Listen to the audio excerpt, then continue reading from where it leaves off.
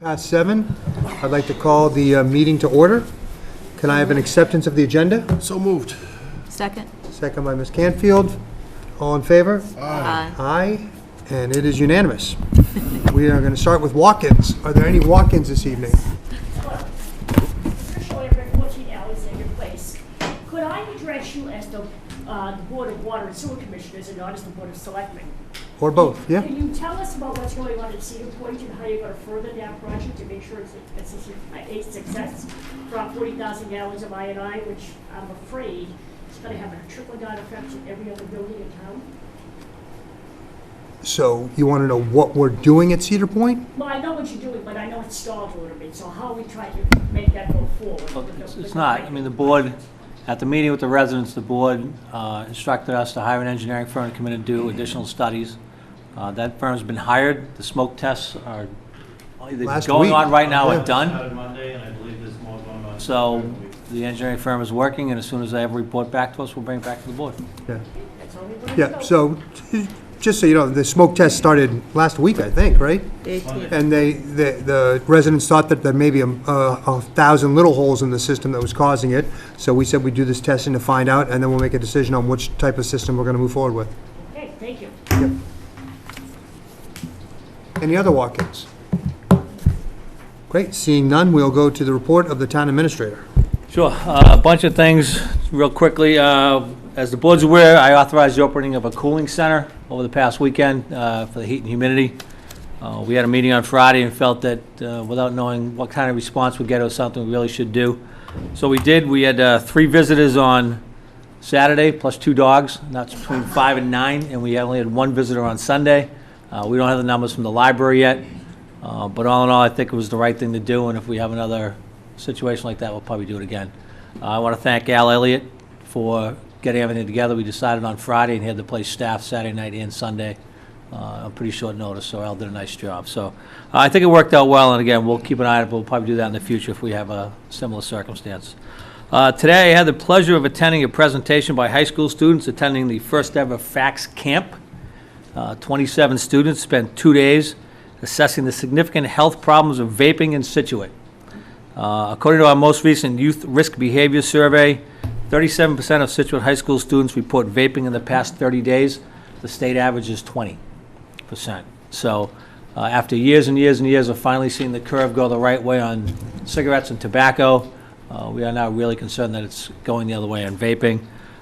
They did an excellent job coming up with some ideas to reduce youth vaping, including raising the age to 21, eliminating flavored vapes, and restricting sales to age-appropriate shops, which would be like liquor stores and tobacco. It was really a very, very good presentation, and they will be coming in to the board probably after school starts and making the presentation to you and getting the ball rolling on trying to implement some of these changes. They'll also be going to the school committee for some of the changes in the schools in terms of maybe vaping detectors in the lavatories and actually a punishment system for vaping. So it is something to keep an eye on. Again, I was very, very impressed by the kids. They did a really, really good job. Beaver Dam Road, we milled it and put down a binder coat. Next up, we will be repairing that sidewalk, new granite. We will be extending it past the ballpark to connect that new back parking lot to the ballpark. When that's done, we'll do the top coat all the way down to the train tracks. So that's coming along. The regional sewer, the Cohasset Board of Selectmen voted to support the smaller project, what I call option B, while we continue studying the larger project. Chris and Phil have been on vacation, so we have a meeting next week to get working on the next steps to move that project forward. But that was a good vote for Cohasset to finally get them to say, yeah, okay, let's start moving forward, so we'll start working on that. The high school fields, one of my continuous, I really don't have an update for this week.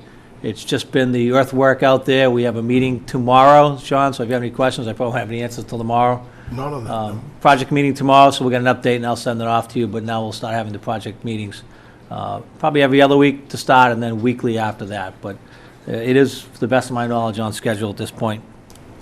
Grants, grant update, year to date, we are at about $500,000 in grants.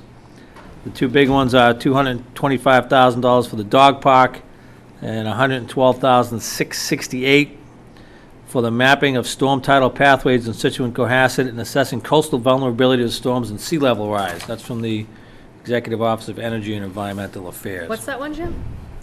That is basically another resiliency and vulnerability study.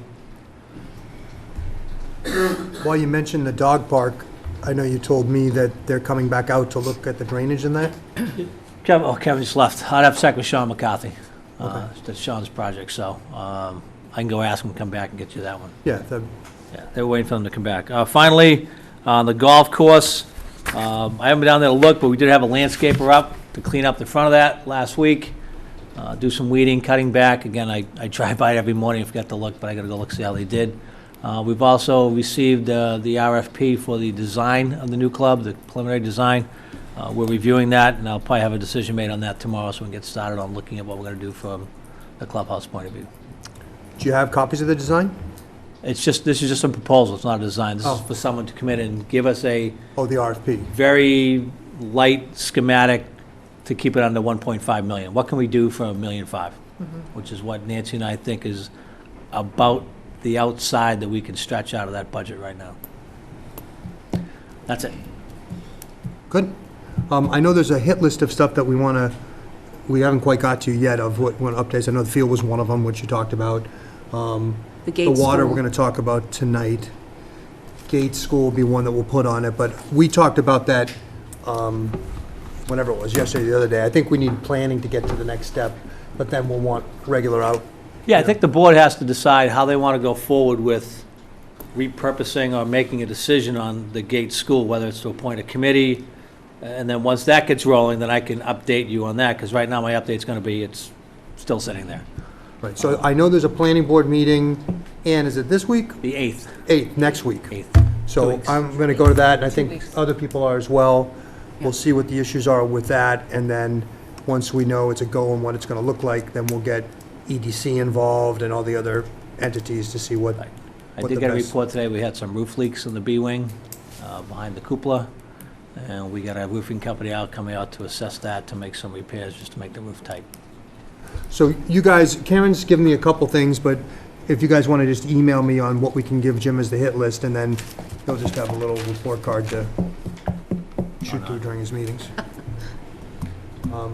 Anything else for Jim? Just in 30 seconds, we all know what this Plan B is with the sewer, but just for the audience, I know it's going to be probably, the Cohasset Board of Selectmen voted Plan B, the smaller one, which is probably wheeling it, with just Well, 30 seconds. Both plans are wheeling it. The big plan is to wheel it up Route 3A, pick up all of Route 3A for Cohasset, pick up South Main Street, and pick up most of the regions that we have left, excluding the other side of Route 3A.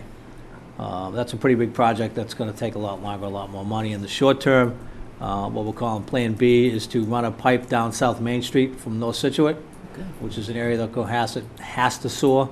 So we'll take our storage from hopefully Minot, Hatherley, Gannett area, and North Scituate, send it down there, and then Cohasset will wheel it to Hull. Yep, thanks. Yeah, go ahead. What, once we get sort of the next steps from Cohasset, what are we looking at for timing? Like 2 years, 3 years? I mean, What's your best I'm guess? sticking with 3 to 5 years, my best Still guess. 3 to 5? Yep. One other comment I just wanted to make is Egypt parking lot looks great.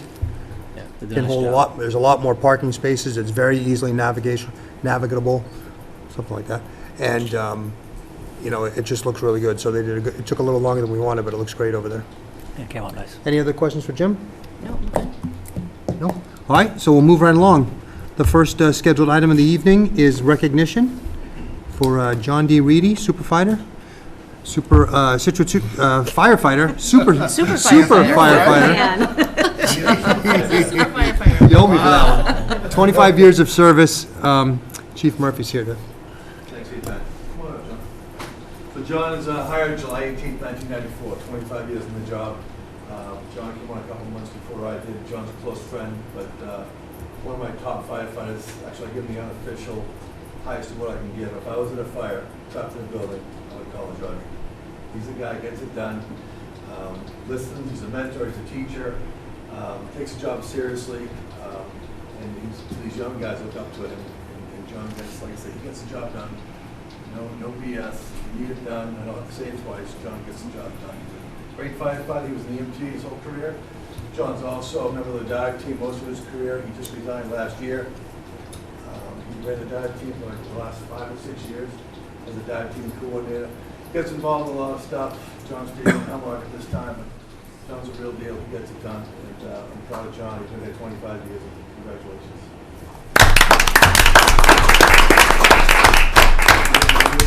Yeah, Sean will do it in 1 second.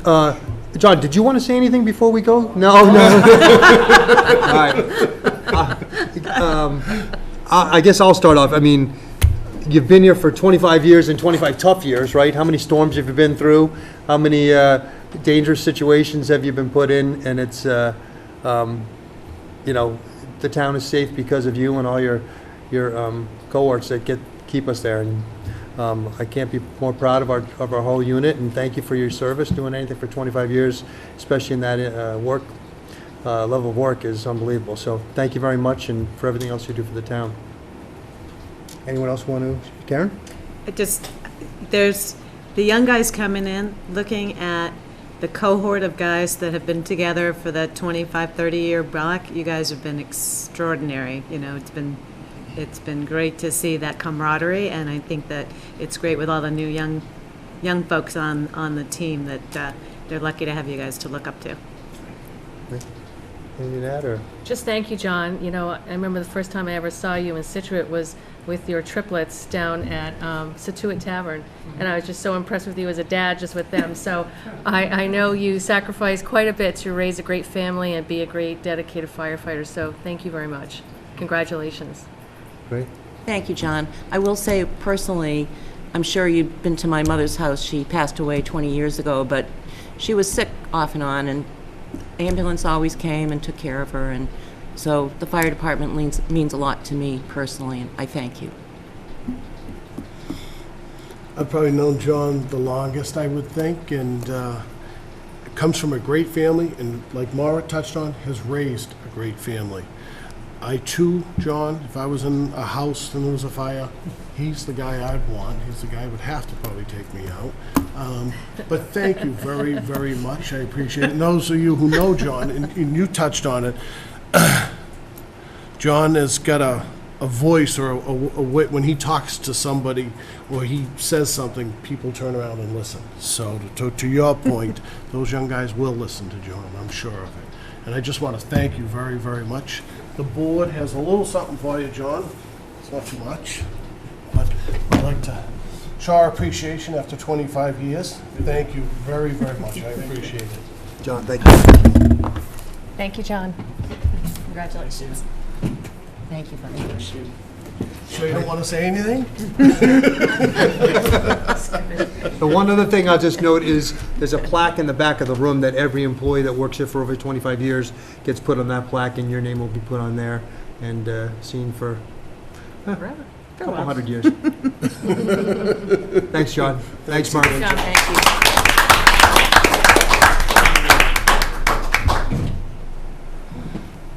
Okay. Moving right along, the next item for discussion and vote is a donation to the Scituate Rec Department of a floating beach wheelchair from the Etrusco. Is anyone here from Etrusco? Great. I know they were trying to come, and we weren't sure if they're going to make it or not. This is basically it's a big device that can be pushed easily on the sand, so that disabled people can get on and off the sand easily and utilize the beach like everybody else. We have 3 of these, I think, right now. We have one at Hummerock, which is at the fire station, one at Peggotty Beach, and this one will be put at Egypt Beach. So that is great, and as somebody mentioned a second ago, it's just great that everybody in the town can enjoy the asset of the beaches that we have. So, anyone add anything, or if not, can I have a motion? Can I just add one quick thing? Yeah. That these are fabulous, and especially because the Beach Commission has did such a good job get the mats organized so that these can be used easily, and the accessibility is really enhanced by that. So it was a good cooperation.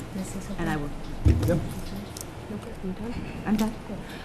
A lot of people don't know what the Scituate Etrusco Association is, because it's kind of a nice little hidden gem back there by Wheeler Park. So for those of you that may be newer in town, it's a great organization that has lots of medical equipment, if you will, to donate to folks in need, whether it's from crutches to wheelchairs and whatnot. And it's a great resource in town that's a little well-kept secret, I think. So thank you to them for donating it to the town.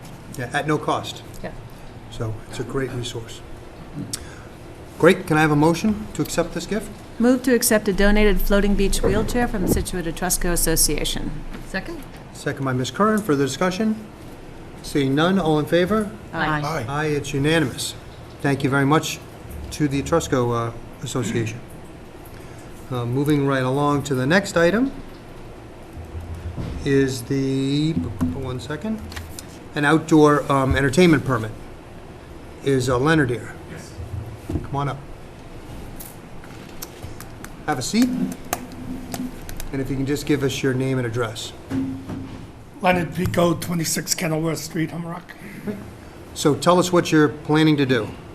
We're going to have probably less than 60 people on the beach in front of the house from 2 to 6 o'clock in the afternoon, Friday afternoon. And we have a three-piece band, 2 steel drums and a bass. Nice. And we have a wedding on the You're beach. getting married. Right?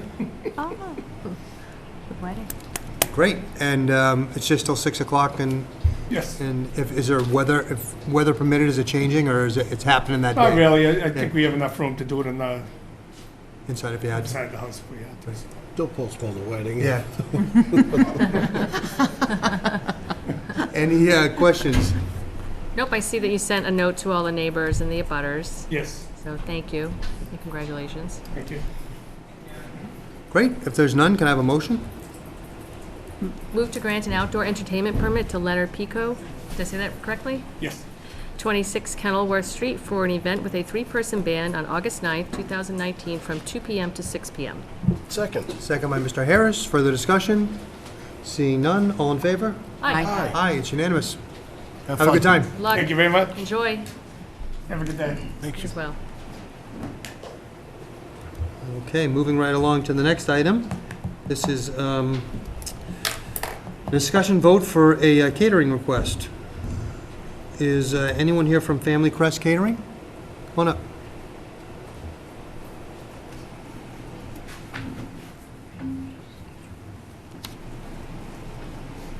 Great, just your name and address, Sure. David Crest, 423 Ferry Street, Marshfield. and just tell us what you're looking to do. Sure. I've got a group that's looking to have a rehearsal dinner over at the Lucky Finn Cafe on Thursday evening. They've got about 30 people. The wedding is on Saturday at Scituate Country Club. They're staying across the street at Scituate Harbor Inn. We're looking to come there, have a short meal.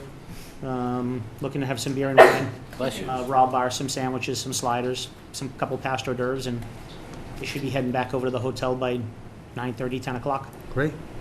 Are you going to serve the alcohol? We'll have a tip-certified bartender there, yep. Cool. We turned in a list of tip-certified bartenders that work for us. Great.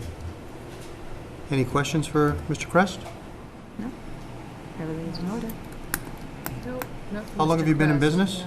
27 years. Right? And have you ever done work in Scituate before? I have, yep.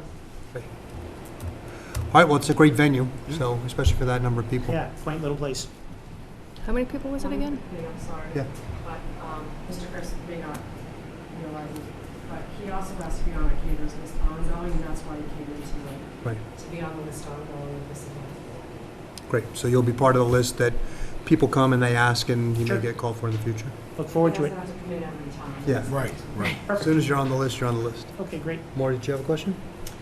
It really isn't for, what's the capacity at Lucky Finn? The capacity? Oh, It's of Lucky probably Finn? with the deck, maybe 70? I was just curious. Yeah, I probably saw, when I went to view the property, it was on a Sunday morning, there was probably 60 to 70 people out there with a short line heading out the front door, so, yeah, so. Okay. 30, I don't think is much of an issue. I Be don't know. fine. Oh, no. I don't know if I'd attack much more than 50 in there, but 30 I think should be pretty manageable as long as the weather cooperates. Okay. And I know it's not really under your purview, but thank you. Sure, you're welcome. Any other questions? Any from the audience? Great. Can I have a motion? Move to approve Family Crest Catering as a caterer for our recommended caterer list as provided on the Town of Scituate website. Second? Second by Ms. Curran. Further discussion? Seeing none, all in favor? Aye. Aye, it's unanimous. And Move there's to, one more. Yep. move to approve a one-day wine and malt license for Family Crest Catering at Lucky Fin Cafe on July 26, 2019, from 6 p.m. to 10 p.m. Second? Second by Mr. Harris. Further discussion? Seeing none, all in favor? Aye. Aye, it's unanimous. Thank you Good. very much. Have a good time. Thank you. Moving on to the next topic, which is a discussion vote and the acceptance of a donation from Hatherley Country Club, which is the Gannett Road Crossing Signal. Frank Colpoys is here to representing Hatherley. You have a new packet in front of you in your file. Thank you. Does everyone have that? Yes. Hey, Frank? Yeah, good evening. For the record, I'm Frank Holpois. I'm here today as a member of the Board of Directors of Hadley Country Club, and following up on a meeting we had back on November 6th of 2018. And at that point in time, I advised the board that Hadley was going to install a rapid rectangular beacon signals at the crosswalk of Gannett Road from one side of the golf course to the other. We'd already gone through all our permitting and everything in the town, had gone before the various boards with unanimous support, and this board also supported that project. At that time, we talked about the fact that a portion of the lights were going to be on town land. The right-of-way extends out from the edge of the road, and so there was a discussion about, when it's done, about a gift being given to the town of the lights for ongoing maintenance and insurance, and the board was receptive to that. So the project is now complete in terms of installation. It's working very well. I think the recognition of cars coming down the road has improved. Some people still go through there pretty quick. The biggest problem is the second car. Usually the first one stops, and sometimes the second is looking down or not paying attention. But I think the lights have made a big difference, and I think they came out great. So we have one further thing to do, and that is, as a request of the DPW, we have to do a complete as-built and certification from the engineers. That is going to take place in the near future, hopefully within the next couple of weeks. But tonight, we're asking the board to accept the donation from the Hadley Country Club of the lights. And our involvement at that point would kind of cease, and other than monitoring them and whatever, the town would take them over at our, obviously at fully our cost in terms of getting them put in. Right. So it was about just under $50,000, I think. That's correct. I updated it today from the original motion, just because we got extra engineering costs today, or yesterday given to me, so it's $47,690. So yeah, it was close to $50,000 to put in those lights with everything. Most of you know, it's where the golf carts cross and go across the other side of the property Yep. for the back. Right. It looks great. Yeah. We're already in, right? And not just golfers going back and forth, but our maintenance staff and everything. It Right. is an extremely busy crossing, and it was and still remains a dangerous spot, but I think we've done everything we can to minimize it. Right. And there's lights on both sides of the road. They're fairly big when they light up, Yeah. so they're very easy to see. And like you said, it's a stretch of road where people can go probably faster than when they're approaching the light another couple hundred yards ahead of them, so. That's correct. And we have automatic bollards that we installed too. That was, an additional expense, so that it immediately triggers when you either walk or a golf cart or another vehicle goes across the infrared and immediately sets them off. Right. There is a button there too, but it's an automatic thing, so you don't have to rely on people to take the extra step and hit the button. It goes automatically. Right. Can I just ask a question? So Frank, will the golfers still stop? They won't get it, as they approach it, and I'm all for it, they won't get an automatic green light that they can just shoot across? No. They'll still stop and wait for that in case someone doesn't see it? We've sent out notices to the members and try to educate them to the fact that this is not a red light. This is just a warning light, and they have to stop, look both ways, the same as any other crosswalk in town. And I think they're doing that, and, Great, you know, that's the story there. great. More? Frank, just, when we get the as-built, will that include all the technical aspects for the infrared, like everything that our DPW needs to know Yeah. to order replacement parts, all that stuff? They'll have all the specifications, Okay. all the locations where everything was installed, and that's why DPW is asking for that. That's correct. Karen? No, it worked. I was down there last week, and the golfers stopped, and I stopped, and we were all stopped, which was good. The lights are, I mean, they really alert people by being on both sides of the road, and it's a very modern, new type of warning system, as opposed to the, kind of the school crossing ones that are a little more up and down. These really kind of get you, they're called rectangular rapid flashing beacons, and I think they are working. So once we accept this, you're still going to get the plans to DPW, and then it's on our hands to maintain it and to repair it and all that sort of stuff in the That is future. correct, and that's specified in the motion that you're going to vote tonight. Right. So one last step of you getting the stuff to them, and then we're good. Correct. Any questions? Any questions from the audience? Great. How about a motion? Move to accept a gift of crossing signals at Gannett Road for Hadley Country Club valued at $43,890. No, you gotta read this one, it's Yeah. 47. Oh, I'm sorry. You wanna hand it to me? That You was got just it. Let me start over. Hot off the press. Move to accept a gift of crossing signals at Gannett Road for Hadley Country Club valued at $47,690, and that the town of Scituate will assume ownership and ongoing maintenance of the crossing light signals and the related operational equipment after completion of the project installation and acceptance from the DPW. Second, sorry. Second by Ms. Curran. Any further discussion? Seeing none, all in favor? Aye. Aye, I'm and sorry, Ms. Canfield. she recused herself, No, yeah. I didn't. Okay. Sorry. I'll, Just silently. right. So, all in favor again? Aye. Aye. So that's 4-0, and Ms. Canfield recused herself. I believe she's a member at Hadley. correct. Great, thank you, Frank. Thank you for the you. partnership, it's great, Yep. it's a great project. Thank you for doing that. That's great safety for the neighborhood. All right, the next item that we're going to discuss is improvements to the old Driftway. Karen Joseph is here, town planner, and is John Drew? Yep, there it is. How are you? Good, I'm fine. We don't like free Just stuff. excuse my chair. It's an old one. Should have local law. And you want to come up?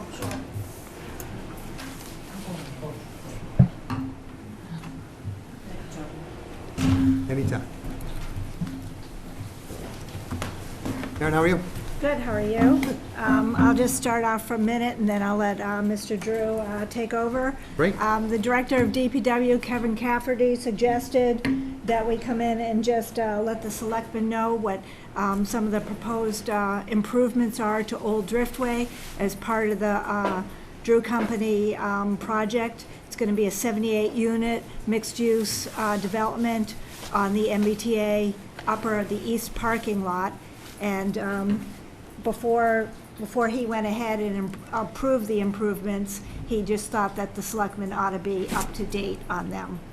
So we gave you a current plan of what the property is proposing and what the existing conditions are at the site right now. Karen, do you happen to have a copy of, this plan looks different from the one that was before. We have that one. You know Yeah, the this- conceptual one that was done prior This is the one we submitted to you for this meeting? this meeting. Yeah, there was a plan, earlier plan that looked, when I was looking at this, I didn't dislike it, but I'm like, this looked different from what the conceptual was before. Remember? It is. It's upgraded. Upgraded, Okay. yeah. All right, you go on and then we'll, No, I mean, I'll be happy to explain. Sure. It's changed, and it's changed as a result of further conversations with the, with the town team here, and also just further investigation. This is, Bob, who's The the attorney cavalry. who's going to make this presentation for me, so I can... Just leave it. You had it So- great.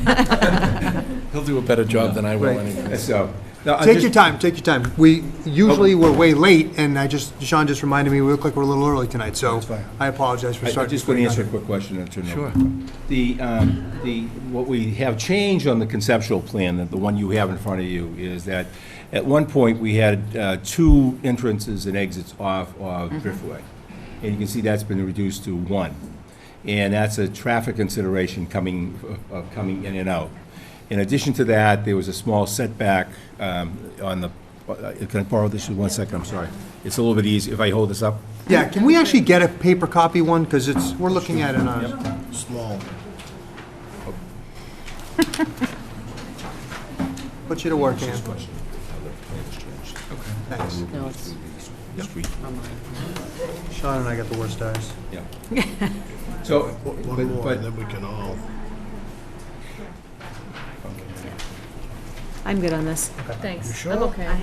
I'm sorry, what I brought along was not going to help. This is just dealing with Old Driftway and the parking and Sure. whatnot, what you have on that. But if you come down Driftway, the changes were, we're taking away one of the entrances and exit. Secondly, was pulling back that building at the very top on Old Driftway and reducing the size of it. So it's roughly now about 2,500 square feet. But we also, we weren't basically in conformity with the setbacks. We moved it back, we changed the orientation of the parking just a bit, so that that's below the building as you move down Driftway. So that would be, I think, the most significant change. With regard to the layout of the buildings in the center, they have not changed very much at all. The back buildings that we refer to as D&E are literally the same. They went through the review process with the planning design team.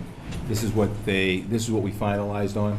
So the idea is that, again, on this site plan, it's hard to tell, but the idea is that the buildings move, are not in a straight line any longer, but one building to the left is higher than the building to the right, and that was a recommendation that the group made to us. So you get some movement along, you just don't see a sort of a wall of buildings. And so we addressed that. When you come to the front of the site, with the red and the 2 yellows, we've kept the plaza in place. On the left-hand side, we kept the plaza in place with a retail building, which is the red building to the left. That basically starts to move around the circle of the plaza. We put the retail on the right-hand side of that, so the plaza now has retail around it, which I think the earlier plan had, but it's much more defined and carefully sort of placed in there right now. And along with that, we have changed the crosswalk in front of that so that we are crossing over now to the T lot on the left-hand side. We had it on the outside of that entrance, we moved to the inside of that entrance, which again was this discussion we had with the planning team, but also with the police about sort of safety and just crossing the street and where you want to cross the street. With regard to the movement of coming in and out of Building C and Building B in the center, we have made one entrance in and out there as opposed to what we had before. We used to have on the south lane, we used to have an entrance into that C. That was the only building you could drive through. But because of, again, considerations on traffic flow, right now we've made the south entrance a one-way entrance onto the site. You drive through the site, you drive out the north. Yes? Can I just ask you a question just to get myself situated? Is where the Legend is, where the existing doggy daycare is? Yeah. Okay, got it, Yes, thank you. right. Okay. And so that lane used to be, that south lane used to be 2 ways in and out. There was concern about how much traffic we were putting out close to the corner, so we've reversed it. So it's only a way in, not a way out. So that you have to come over to the north lane, so you're far away from the corner. It's safer that way. It flows, we can manage the traffic. As a result of that, we did move around a few of the retail parking spaces with the housing parking space. But that won't show on your plan, but that's in the specs that we're, in the specific plans that we're giving to the town. So that's... The one thing that struck me is, the amount of retail space on the lot as opposed to what I thought there was going to be. I mean, it's really just the front building Yep. and a little bit of into this next building, right? Yes, it is. Was there, again, I hear a lot of, wasn't there plans with supermarkets and movie theaters and hotels? No, and- that wasn't us. Oh, okay. So how much? That plan I didn't submit. So how much retail is there actually here? I think between retail and, let's say, in commercial above it, I believe there's 12,000 square feet. Is So- roughly the number. How many like shops? How many? We expect to have on the first building, on the first floor, like, we think there's a shop there on that whole first floor.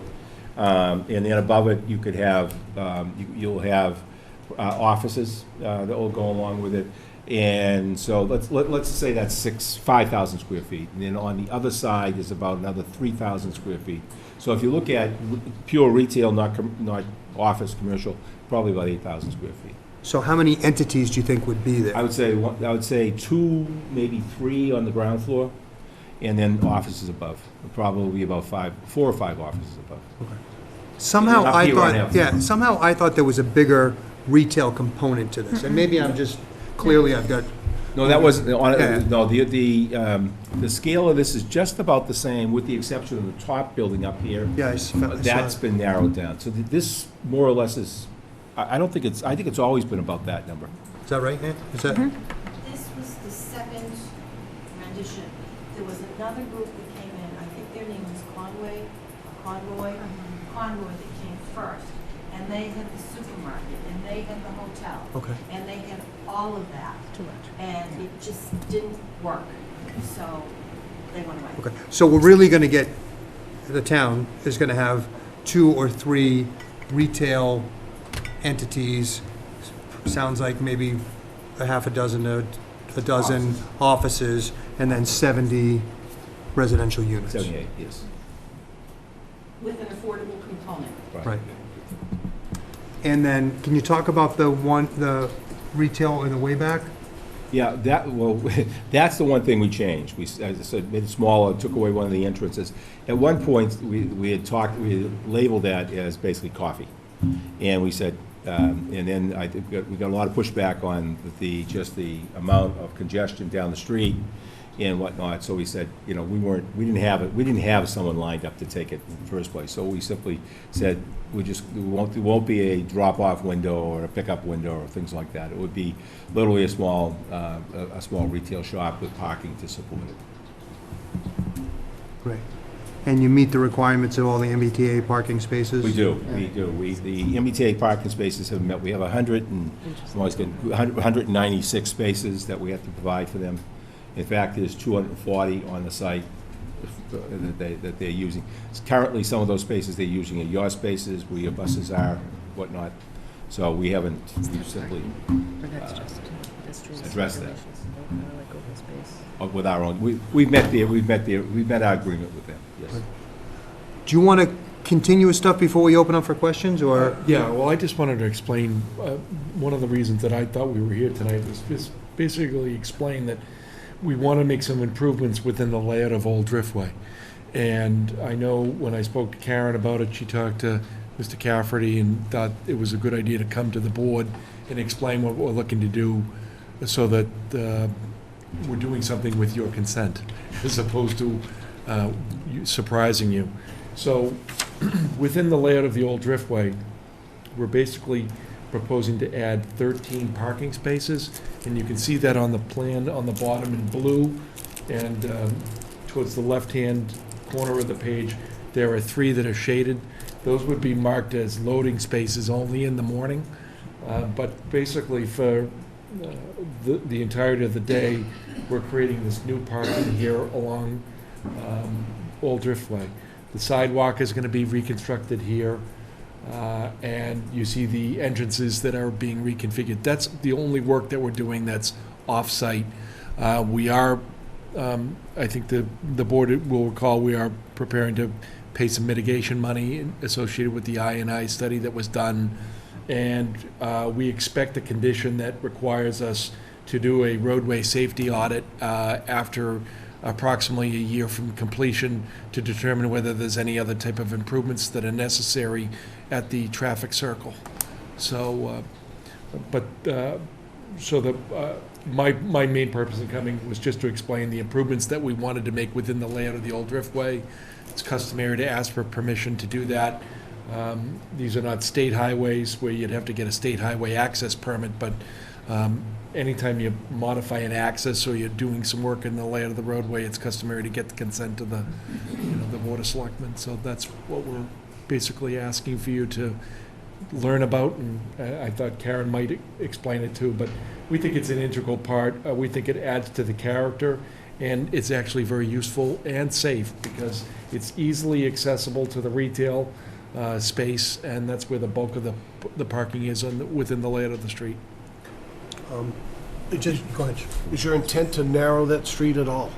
Not at all. Yeah, We're from the working- rendition that we have, it's tough to tell, like we, Just right at the Yeah, I bottom think of the we page. haven't. We'll copy the existing Give conditions these plan, Down below. which shows it's a old Driftway right now, it's a Very narrow narrow. street. This is gonna be actually wider with the proposed parking on it, and the improvements for the sidewalk will come.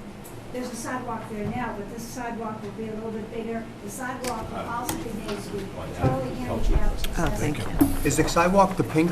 Yeah, the sidewalk is the pink. And is the solid line on your other map, the new expanded width of the road? The blue, I mean, basically, what's there right now is basically a 24-foot road. This right now will be the 24-foot road plus the parking spots, which are, probably 8 to 10 feet. The tree planting area is the white area. There'll be new trees planted there, and then the sidewalk improvements. All right, so this work is within the layout of the road, but it's outside the existing roadway. Outside the Layout. existing paved roadway right now. Layout extends beyond the existing It's a paved very roadway. wide layout of the roadway right now, and they're just taking all the buildings, the property line is shown on the plan, and the buildings and everything are all inside the property line. It's just expansion of the layout, and the planning board will be proposing conditions that, the Drew Company maintain the sidewalk and the pavement markings in the right-of-way, but the town will continue to plow Old Driftway. We'll be proposing other conditions relating to the police department will patrol the parking down there. I've got this all There's messed also up. going to be the same This is the rapid rectangular beacons that you just heard about on your other project at the crosswalks along here. There'll be new crosswalks to go over to the T station as well. Yeah, the crosswalks were basically aligned from the center of where the residential buildings are, which we think there'd be a lot of foot traffic there, and then further down where you cross from where the main entrance and egress is on the left-hand side of the page. And by the way, during construction, we're obligated to maintain 50 parking spaces for the MBTA, and we'll be maintaining that during construction, and then when we're done, we'll have the 196. Okay. Well, I was looking at it completely upside down. So, Yeah, when you see this plan, you get a little bit better Yeah, perspective. you get a little bit, yeah. so the retail aspect is farthest away from the Driftway. Correct. It Yes, is. to the top. Yeah. It's actually where it's busiest, though, because that's the main entrance to the lots. Yeah. I have one question. I know I'm not on the planning board, but wouldn't you put the loading spots closer to the retail than to the residential? There's actually designating loading spaces. You Right. can see it on this plan. There's a designated spot where a truck could back in and load and unload. Oh, here? It's just extra loading and unloading. Gotcha. The It parking, was a request from the police department to have the additional loading Loading. space. The parking spaces, the 13 you're creating on Old Driftway? Metered, not metered, first come, first They're served? metered, and they're your spaces. We maintain the sidewalks, we maintain the painting of the spaces as part of the conditions. I was- Like I said, we I believe create that them the to be traffic yours. rules wants them metered. And they're not overnight spaces. Right now, so no the parking. MBTA spots are furthest away from the train. That's correct, right. Unless you can get those down there. So the the spots for the train, I just mentioned, are furthest away from the train. You have to walk through the development to get to, Actually, along the, except along that one strip. along the stretch there, everything you see in blue there is all MBTA parking. Right, but the stuff closest to you. Stuff in the rear. Yeah, that's Correct. less of a desirable spot. But the drug company's been coordinating with the T all along, so the T has accepted this plan. Oh, I don't have Karen, did you have? A couple of questions. You mentioned that it will be required to do a traffic study, and if things aren't well down the road, we'll have to do some repairs. Will there be any funds escrowed for any potential? I know we've agreed to pay for the study to be done. I don't think we've had a discussion about funding that. We don't believe we're going to have a major impact, but to the extent that there are any impacts, at least we will have done the study, and I think, we haven't discussed any funds for that, No, we haven't discussed any funds. I mean, that's, the traffic engineers recommended that condition, and we're putting the condition as the peer review traffic engineer had recommended. Okay. I mean, I suspect it won't be an issue, but it just sort of begs the question. It's like, what if we're all wrong and there's a huge problem because of this development? We're going to have to deal with that a year from now. Well, yeah. the studies both suggest, our study and the peer review study done by Mr. Durek, who's very reputable, suggests that there isn't going to be a major impact, even at full build-out and full occupancy. But the road safety audit is that stopgap measure just in Okay. case. It's a post-compliance check. All right, and then I just had a specific question about, I think the reconfiguration was a great improvement, so kudos to the whole table for that. But the South Lane, you're saying that people are going to go into that residential building D, and when they come out, they have to exit through Center Way? Yeah, so when they come in South Lane and they're entering into Building D, then they'll exit and come out, and then they'll go Center Way out to the North Road. The only thing I would caution you about that is we found at the library, we had exactly that kind of traffic flow, and people blow through it all the time. And so if you just put that in your It's going to be signed thinking in the cap. center that it's one way, On the- and, two-way into the center way, but it's only going to be one way Yeah. into South Lane. I'm less worried about that Remember, because it's most the people will same be people. residents, Right, yeah. it'll be the same people, they'll get used to it. Okay, and you answered the metered question, so you'll install the meters, but they'll be town-controlled, and will be responsible for those? You'll be responsible for all parking and traffic enforcement within the layout of the public way. I mean, the meters themselves, as far as, collecting It's the... 25 cents. The 25 cent. Right, but we'll have the responsibility of maintaining those once they're installed? Yep, okay. Great, some great improvements. Are there any other parking meters in Scituate currently? Not yet. The MBTA up. But that's them. Yeah. I think we did experiment with parking meters down the harbor many years ago, and there was a hue and a cry. I guess my question is, would we be looking at having parking meters in other places in town? I think it's just going to be signed. I mean, we'll double check. I will double check with Deputy Thompson and Officer Billings before this final. So when you say signed, it would mean, it would say 2-hour limit. I think that's more in keeping with town. I'm just imagining 13 parking meters all of a sudden in town. We'll double check with the police department. I'm fairly certain that it was the 2 hour. I think it was. Okay. It was 2 hour. My only concern about any of these 2 hours is the enforcement aspect. Right. Right. of it. And as long as we can ensure that there is enforcement, I think it will be fine. My 2 cents on that is, I like the idea of the meters because I think if we don't, and we've seen it at other stations, is if all of North Road's filled and somebody's in a hurry, they're just going to throw their car there and take away from the retail. So I think having a meter it's sort of an implied enforcement. Well, I think having a sign is better. Yeah. Well, we'll leave Just, it to the planning board. Yeah. Anyway, if you have a town with no parking meters in it and all of a sudden there are 13 parking meters, it's a bit We've of an talked oddity. about- I mean, maybe we want to add parking meters down in Cole Parkway, et cetera, et cetera. Just bringing up the question. Yep, good point. Maura? I'm good. Sean? In the middle of Old Driftway, this plan here, Yep.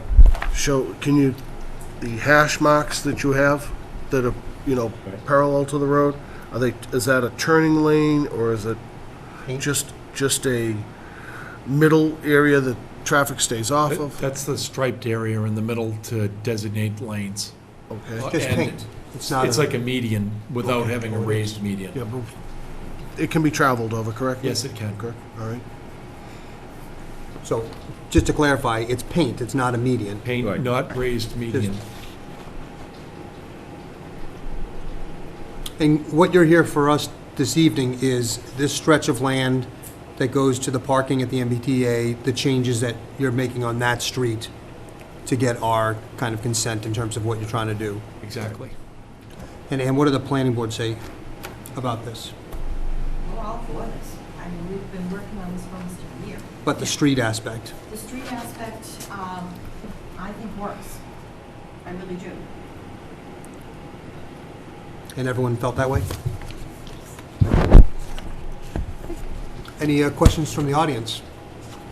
Not that you can see this. Great, well, we haven't seen, this is the first time I've seen the plan come to this level, so we're digesting a lot of it now. Anyone have any issues with the street component of it? Okay, I don't either. Jim, Kevin, any comments on think it's fine, works? It is also keeping with sort of the Greenbush overlay, streetscape kind of mission and goals, so I think it is a great addition. Can we hang Stars on to to these? keep. Yes, forever and ever. And study. So, one question, next to the sidewalk, there's these, the white boxes on the colored one, which I think you're putting trees in. Is that gonna with the parking, with this being your main exit, are rows of trees there gonna impede vision and stuff for? No? Not for a long time. I mean, it's gonna enhance the space by making it more of a plaza-oriented space. You know what I'm saying? People are coming out here. Yeah, but I they mean, come- maybe they're bushes, I They don't, come out all the way to here. This is the stop line, so they're beyond the tree line. The tree line's here. There's trees there right now. I mean, these are just gonna be, almost in the same place, but you're gonna be able to have walkways and stairways in between, so it does help create the plaza and going into the buildings, which will also there'll be trees in the plaza between building A and building B as well. Create a nice pedestrian oriented environment. yeah, my concern was more the visual of the traffic. But you're the expert, not me. They're also elevated too. They're not on the ground level, they're up high. Yeah, it was. Great, so do we have to vote this, or is this If you provided your consent or had a sense of the board? Yeah, I think that's what we would need. From a technical standpoint, Kevin can approve this. What? From a technical standpoint, Kevin can approve this, but now that Kevin and I are comfortable approving this type of project without the board looking for it. So if the board is comfortable with it, just a go-ahead from the board, and Kevin and I will sign off and get them going.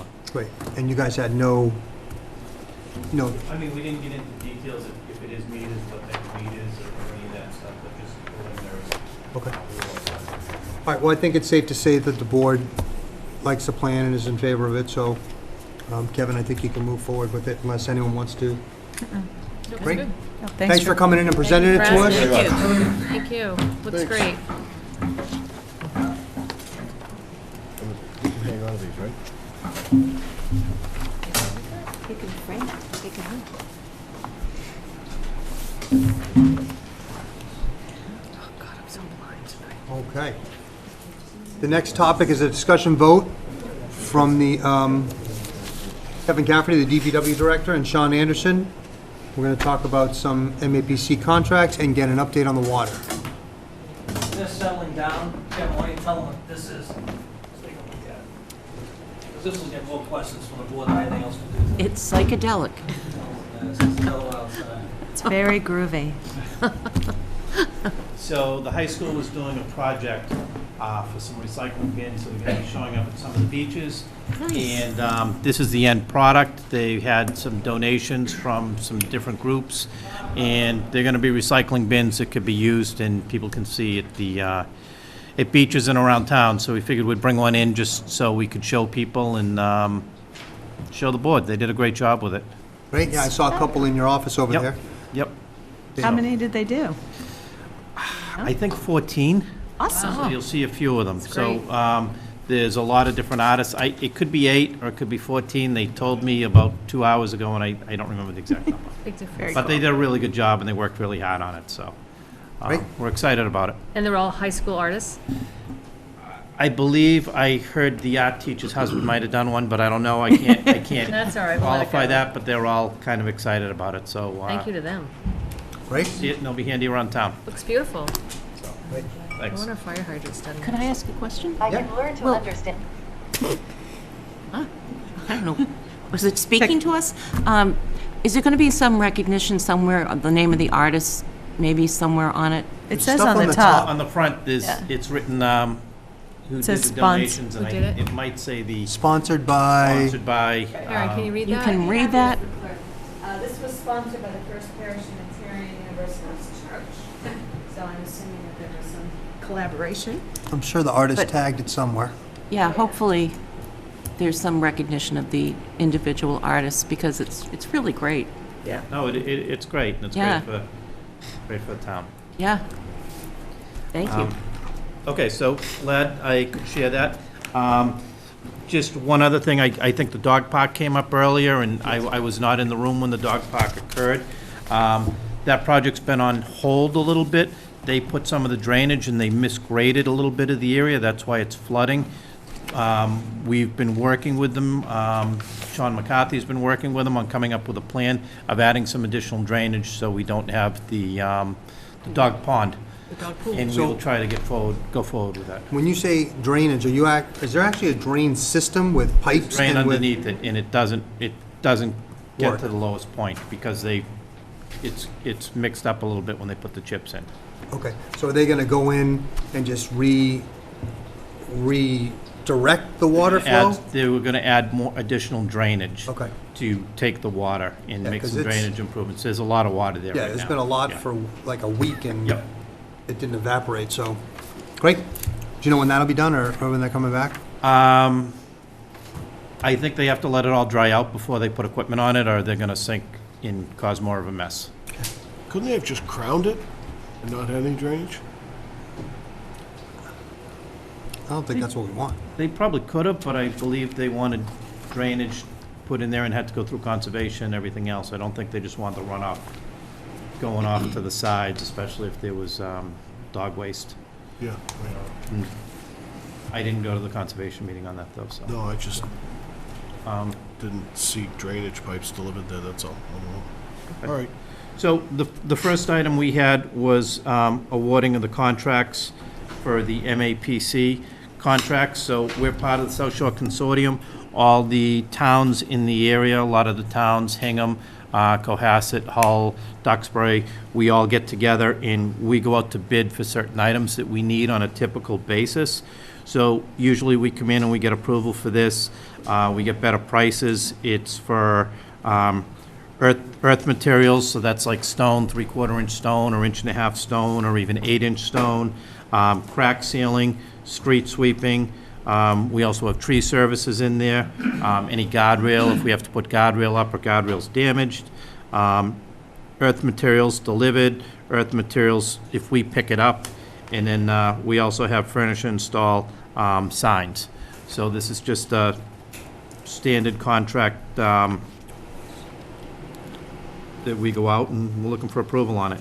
And the bidding results are in the back for what we got from the MAPC. Did we get that backup? We didn't get We that didn't in get the any backup. backup from. Yeah, that was gonna be my question. Did the prices go up or down or stay the same? We just have the motion. Where's the motion? There was nothing, I looked at it a while ago, there was nothing that stuck out that had shot really way up. Ah. That was all that was. Okay. Kevin, who participates from Scituate on the evaluation of the respondents for the bids? Or does MAPC have a main team? So MAPC has a main team. They have a lawyer. They do a lot of the bidding and bid procurement. We go and meet with them, myself, Sean McCarthy, Mike Breen. We go in, we say, you know, what's working, what's not working, as far as the bid goes. And they do the bids on our input. So it's not just a blind section that we're agreeing to. Okay. And you don't have the numbers compared to the previous year? I don't have them on me now, no. There was nothing that really stuck out that was crazy. If anything usually is crazy, we don't use it that much. We might get it from somewhere else. So if they had street sweeping, say, for $125, and there was somebody else that was local, you know, for $90, or, you know, we'd probably go with the other. But this gives us another option. If we needed to get street sweepers in, let's say after a storm, and we need to bring 2 in, all the procurement's done and the contract's signed. So we don't have to use these vendors. Did you look at it, Nancy, at all, or not? Any questions? No. So it's optional, it's group We're not tied pricing. in. It's not like the only street sweep we can go. We have somebody tied up that went out for procurement. If we needed to do a lot of street sweeping or additional street sweeping, we could use. If we had a better price with somebody else, we could still use that other price.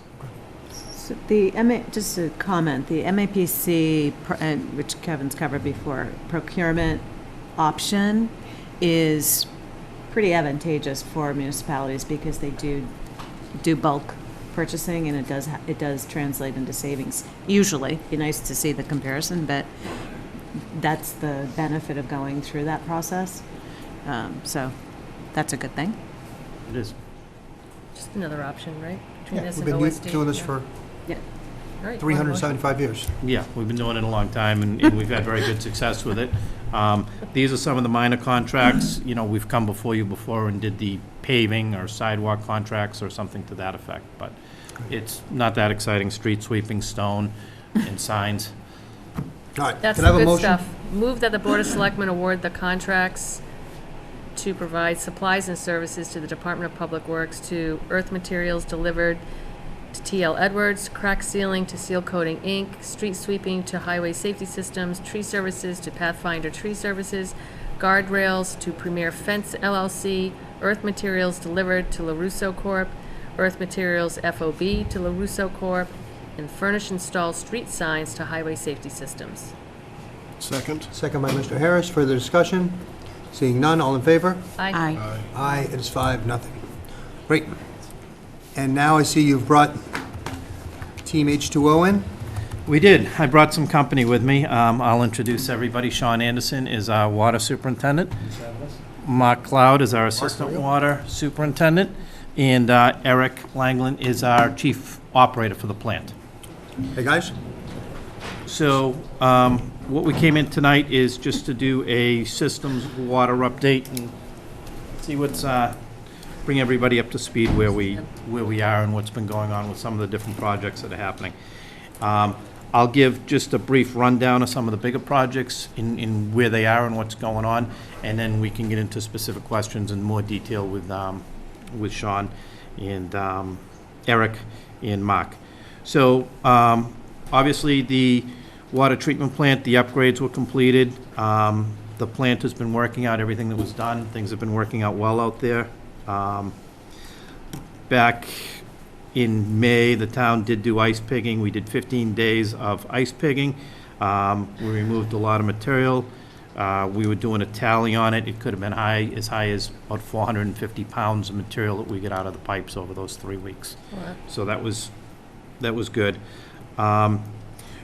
At last town meeting, a new position was brought up. It was for an assistant water superintendent. That position has been filled by Mark Cloud. He's been doing a fantastic job.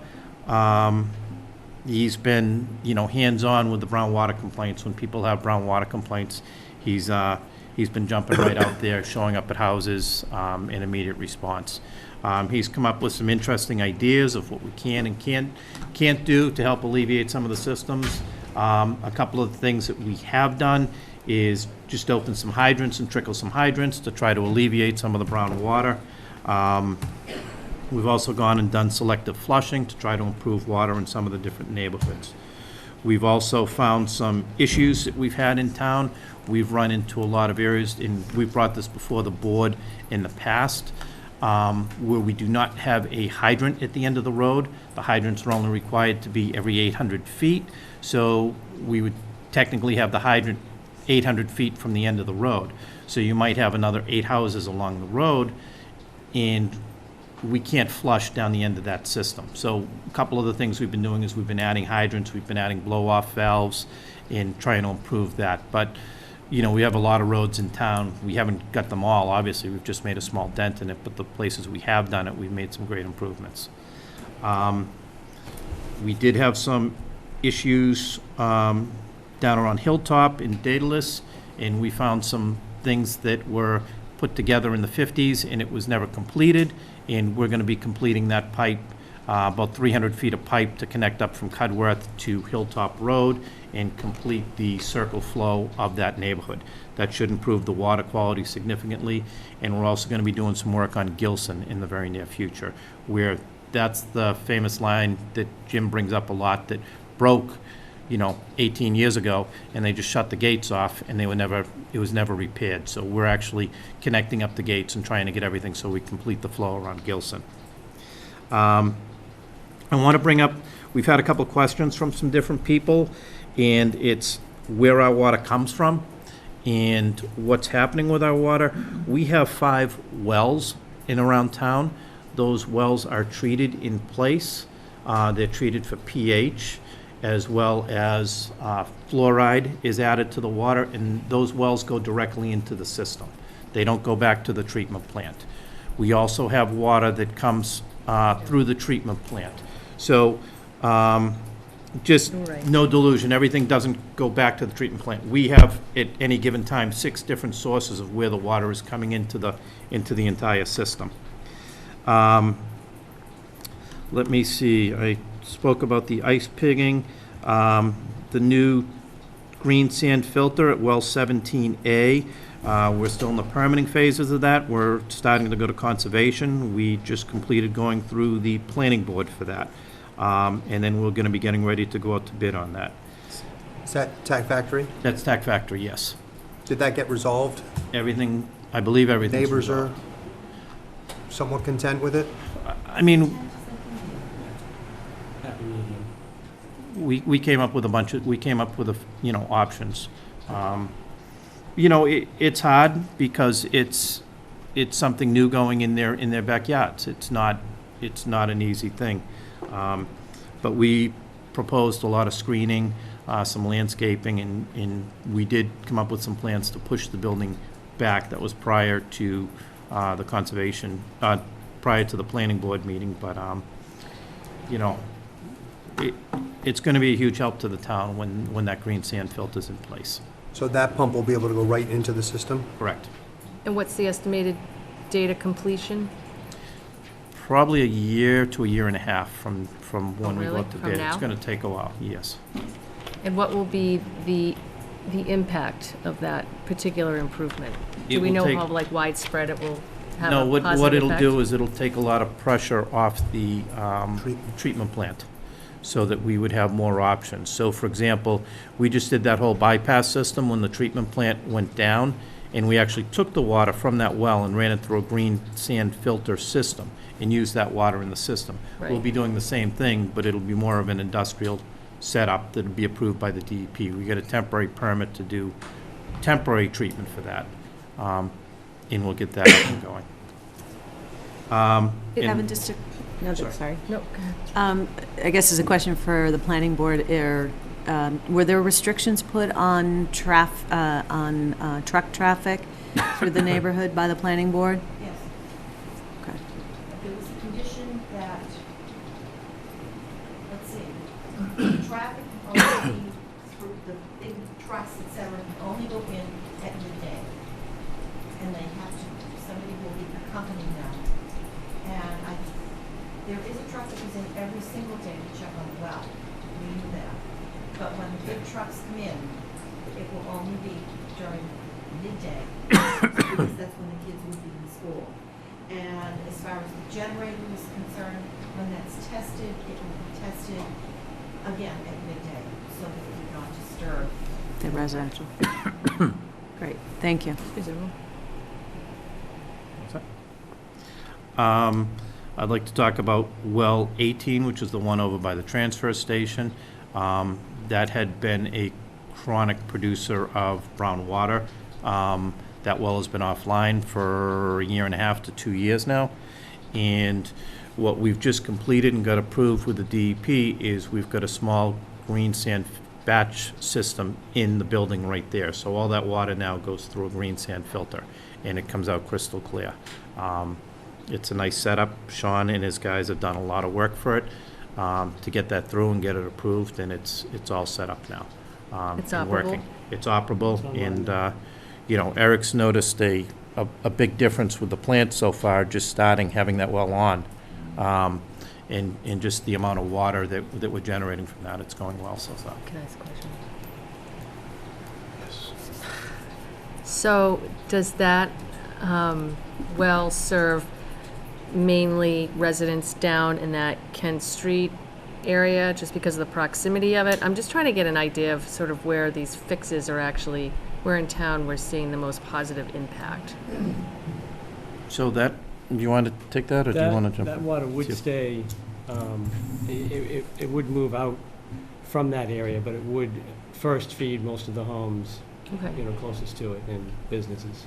And when did that go live with the green sand filter? We went live last Thursday. All right, so that's big huge. news, Yeah. all right? That's like, and that's what we need to tell people, like, that's big news, that you just put that green sand filter on a really horrible well, well 18, in an area of town where we've seen some significant brown water complaints. So and after you finish, I think one of our biggest things is getting this stuff out there so folks know that they should be seeing this relief. I mean, it just happened on Thursday. But it wasn't being used before. No, I know, but still, it's going to have a really big positive impact in that area. 5 years So- ago it was being used, and we think it was a lot of the problems that we were having down on Front Street with the businesses, about getting heavy brown water. We couldn't go a weekend without having people from the Mill Wharf come in, you know, with brown water. But I haven't seen them in a long time, which is good, knock on wood. Awesome. So we've done increased testing for iron and manganese on that in-house, and what we also sent out to the lab. And we've had several tests come back with no detection from really elevated levels of manganese, which is why we shut it down in the first place. So the system's working very well. That's great. Right? And as we've said, the iron and manganese is naturally occurring in the wells, in the ground. It's not necessarily a man-made substance that's being, you know, injected into the system. It's coming out of the wells, all that brown water. So we feel we've eliminated the sources of the material. Wait, say that again, Kevin. You've eliminated the sources of manganese to the system? That's a headline.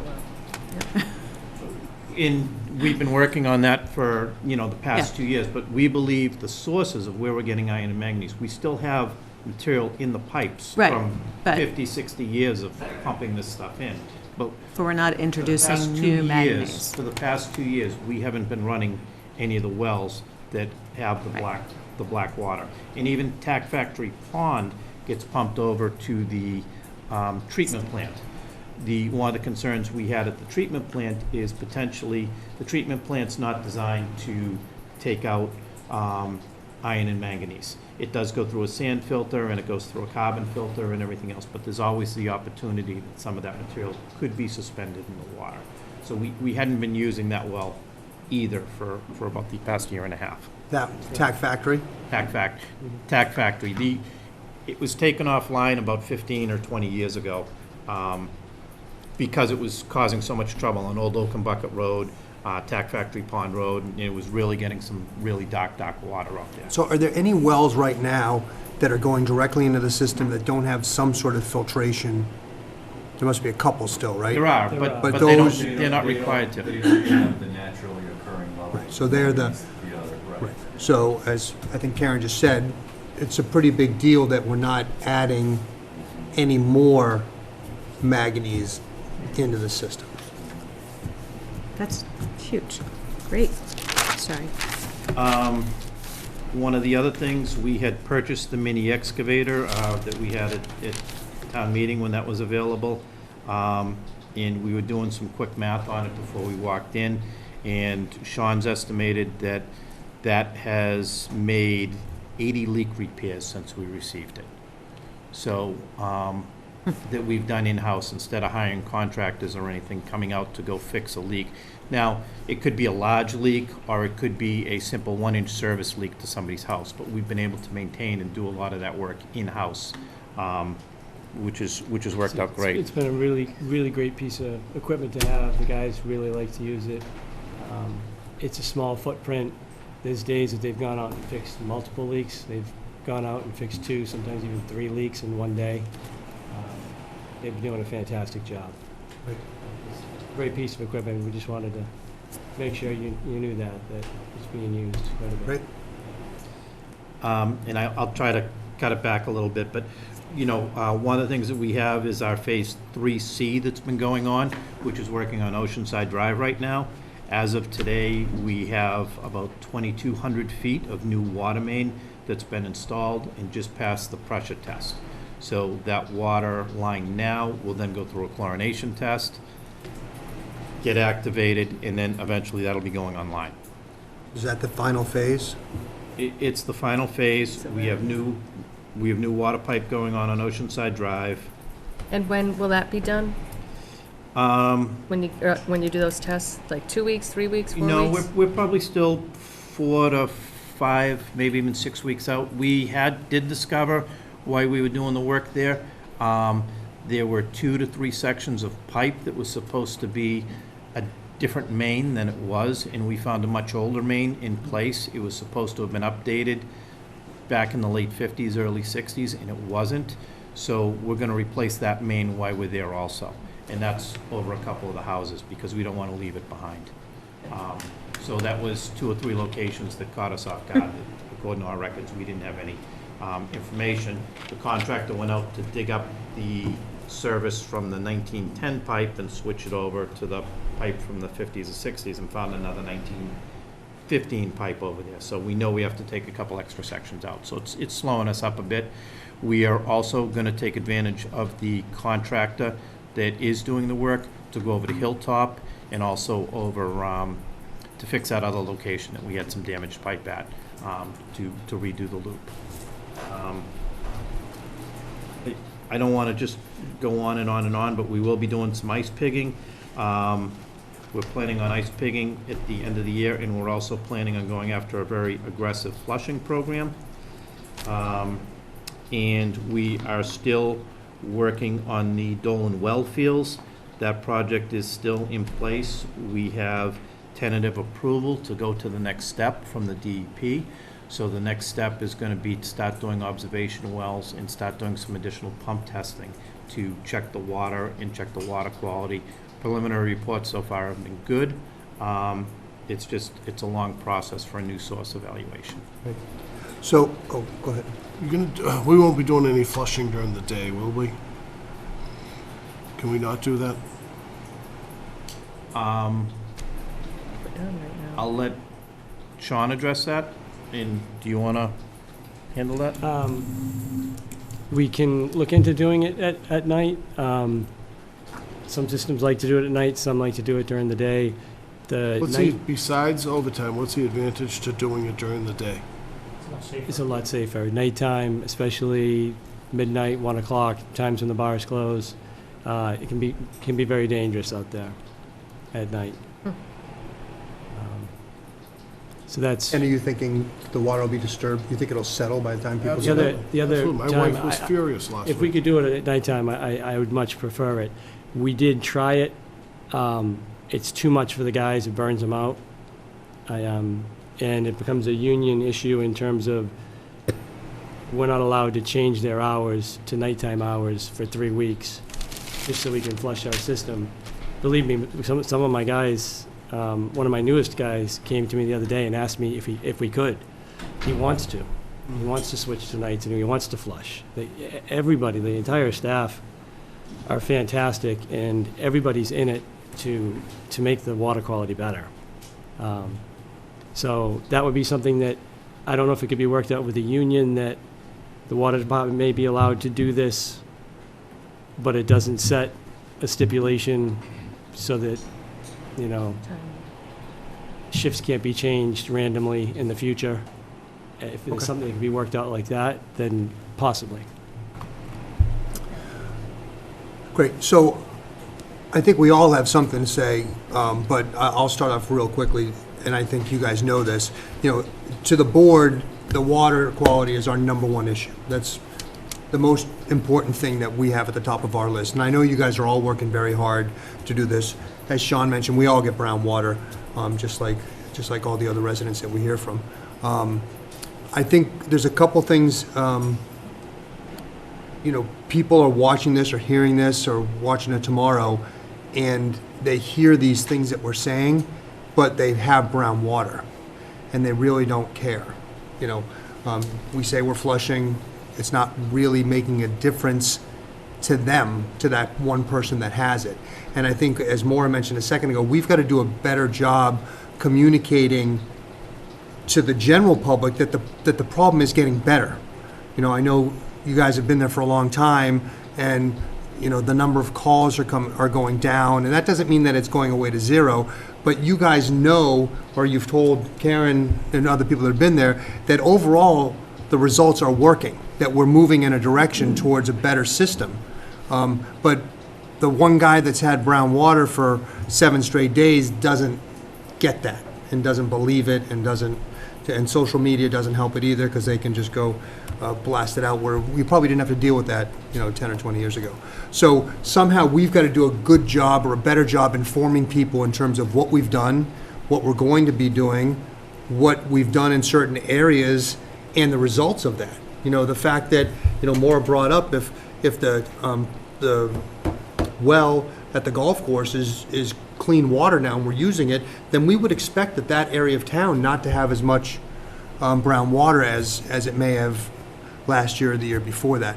But I think we've got to work together to find out the positive things that are happening, and let the public know that, which doesn't mean that people aren't going to have brown water. We all know that July 4th weekend is the absolute, you know, pinnacle of brown water.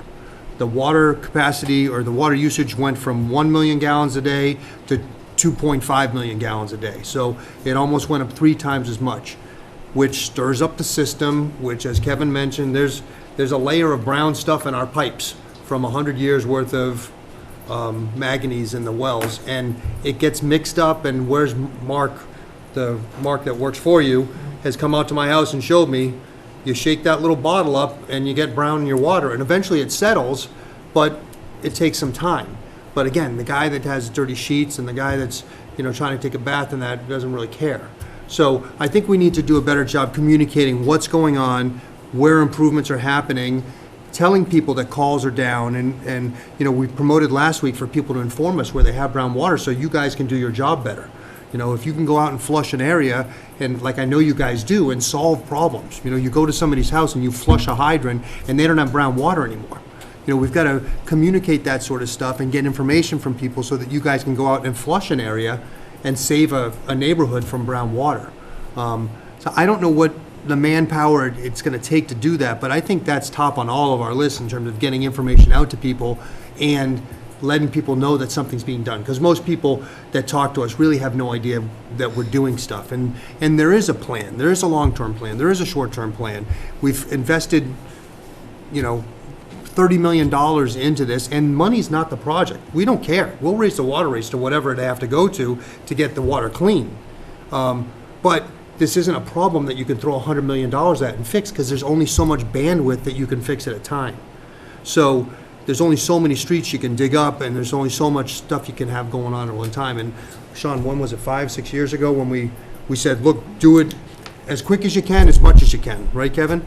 And we said 3 years, 21 miles of pipes. It ended up taking 5 years, but we'll do that again, and we'll continue to do that. But I think people have to be informed of what we're doing, what areas we're attacking, and how we can find out where these problems areas are, because nobody wants the complaints, nobody wants to see the post, no one wants anybody to have brown water. I don't want Kathy to be mad, I don't want Ann to be mad. So I think, Absolutely. and I know you're here, I know you know this, we've been to the plant, we've talked to you guys, we know you're working hard, we know you're going out to all the neighbors and the residents and talking to them, but it's not an easy problem, and it's not a quick fix. So I'll be quiet for a minute and let you guys talk.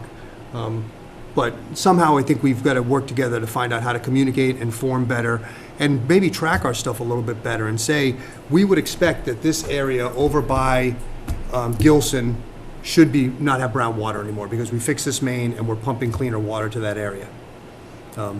I did put together, just briefly, what we have done, what we currently are doing, and what we plan to do, if you'd like me to just run through it real quick. You know what, I think that that's something that we've got to get out to everybody, not just the 5 of us.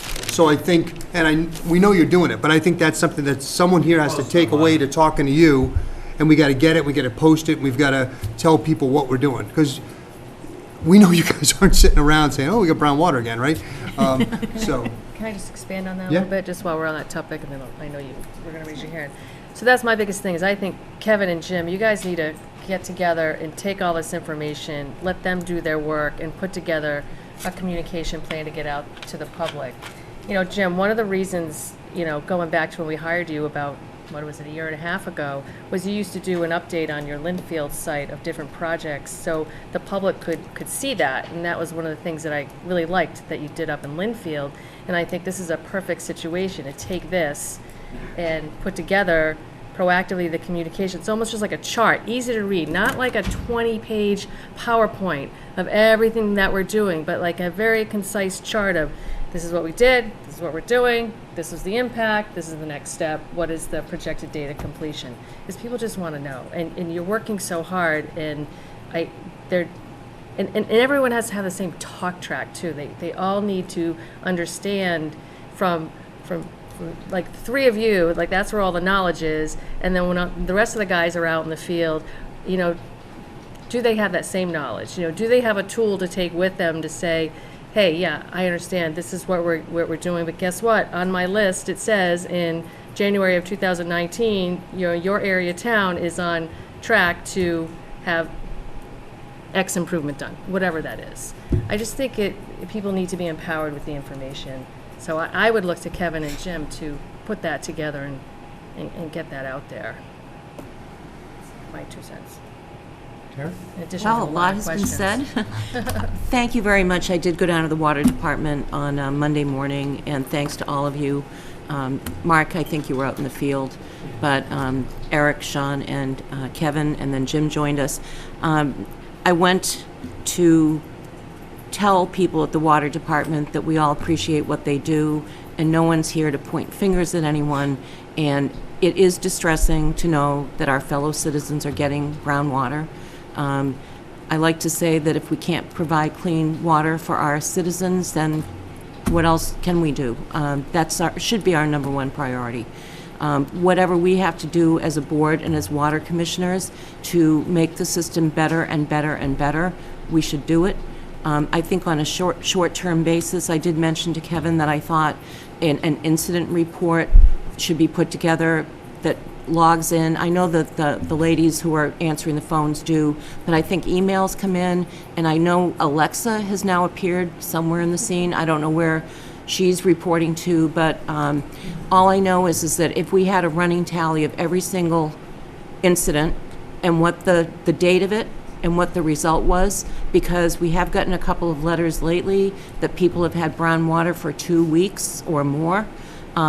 Every brown water report seems to have its own unique characteristics. Some of them can be fixed pretty immediately, other take longer, and I think my concern would be, what do we do for those people for whom it's a 2-week or longer situation? So I don't know, Nancy, what kind of retained earnings we have in the water enterprise fund. Probably not much, but I would like to think that for those people for whom it's chronic that we have to consider some sort of home filtration systems for them, make available filters for them to turn in their brown filters and get a new filter when they need them. I know it's going to cost money, but I can't think that it's acceptable for us to have people with groundwater chronically. And I just think we have to do something as a board, as water commissioners, to alleviate that problem while we work on the long term. I did mention also to Kevin that I know you guys are stretched thin in terms of manpower. Maybe we could get a senior tax write-off, whatever they call that program, the senior tax program, someone to come in and just compile the reports for you. Because I'd like to think that every incident that gets reported gets taken care of somehow or other. So, but again, I thank you very much. You were great, and you work under difficult circumstances, but I certainly, as a citizen, appreciate it. Karen? Just a couple of things I wanted to touch on is, I believe that somewhere buried in the water resources on the website, there was that frequently asked questions. Did that ever get, I think it's up there somewhere, which is where the basic questions that people have, that if suddenly you have brown water, they haven't paid attention. It's like, where does it come from? What is it? I would like to see that list, because I think it is somewhere, brought more to the forefront of our, maybe on the homepage, maybe the links on the homepage, something to sort of take the burden off of having to re-explain that all the time. I think that work's already been done, if I remember correctly. And then a couple of specific questions. So all this good work has been going on, and we know, okay, we did pigging, and we got 450 pounds, and is there the measurability of the success? How do you guys do that? So we know that we take out the cast iron pipes, it's going to make an improvement, and we do it. How do we circle back to say, yes, it did what we thought it was going to do? How does that piece happen? Good question. You want to answer that? One of the things I didn't bring up, and I meant to bring it up, it was on my list, but I did a lot of stuff, and I didn't want to blow everybody away with a bunch of details. We also have the water study that's ongoing. Right. So that started up with Time Bond. They're working on that now. One of the things that has come up is an outreach group. And their thoughts on that was a member of the Board of Selectmen, town administrator, myself, Sean Anderson, a member of the planning board, a couple members of the public, as an outreach group to catch up with them and go over what our main concerns are and what they can do and help kind of focus a study on the problems that Situate's having in the future. So that's something we could be having a meeting in the next 2 to 4 weeks on, once we get that group together. We're still putting everything together on it, we've been working with Time Bond on it. But that's kind of a steering group on advisory on how we want to go forward with the study in some of the different details that they want to do. One of the other things that they're working on for us is an interactive map where it has the town of Scituate, and it's GIS based.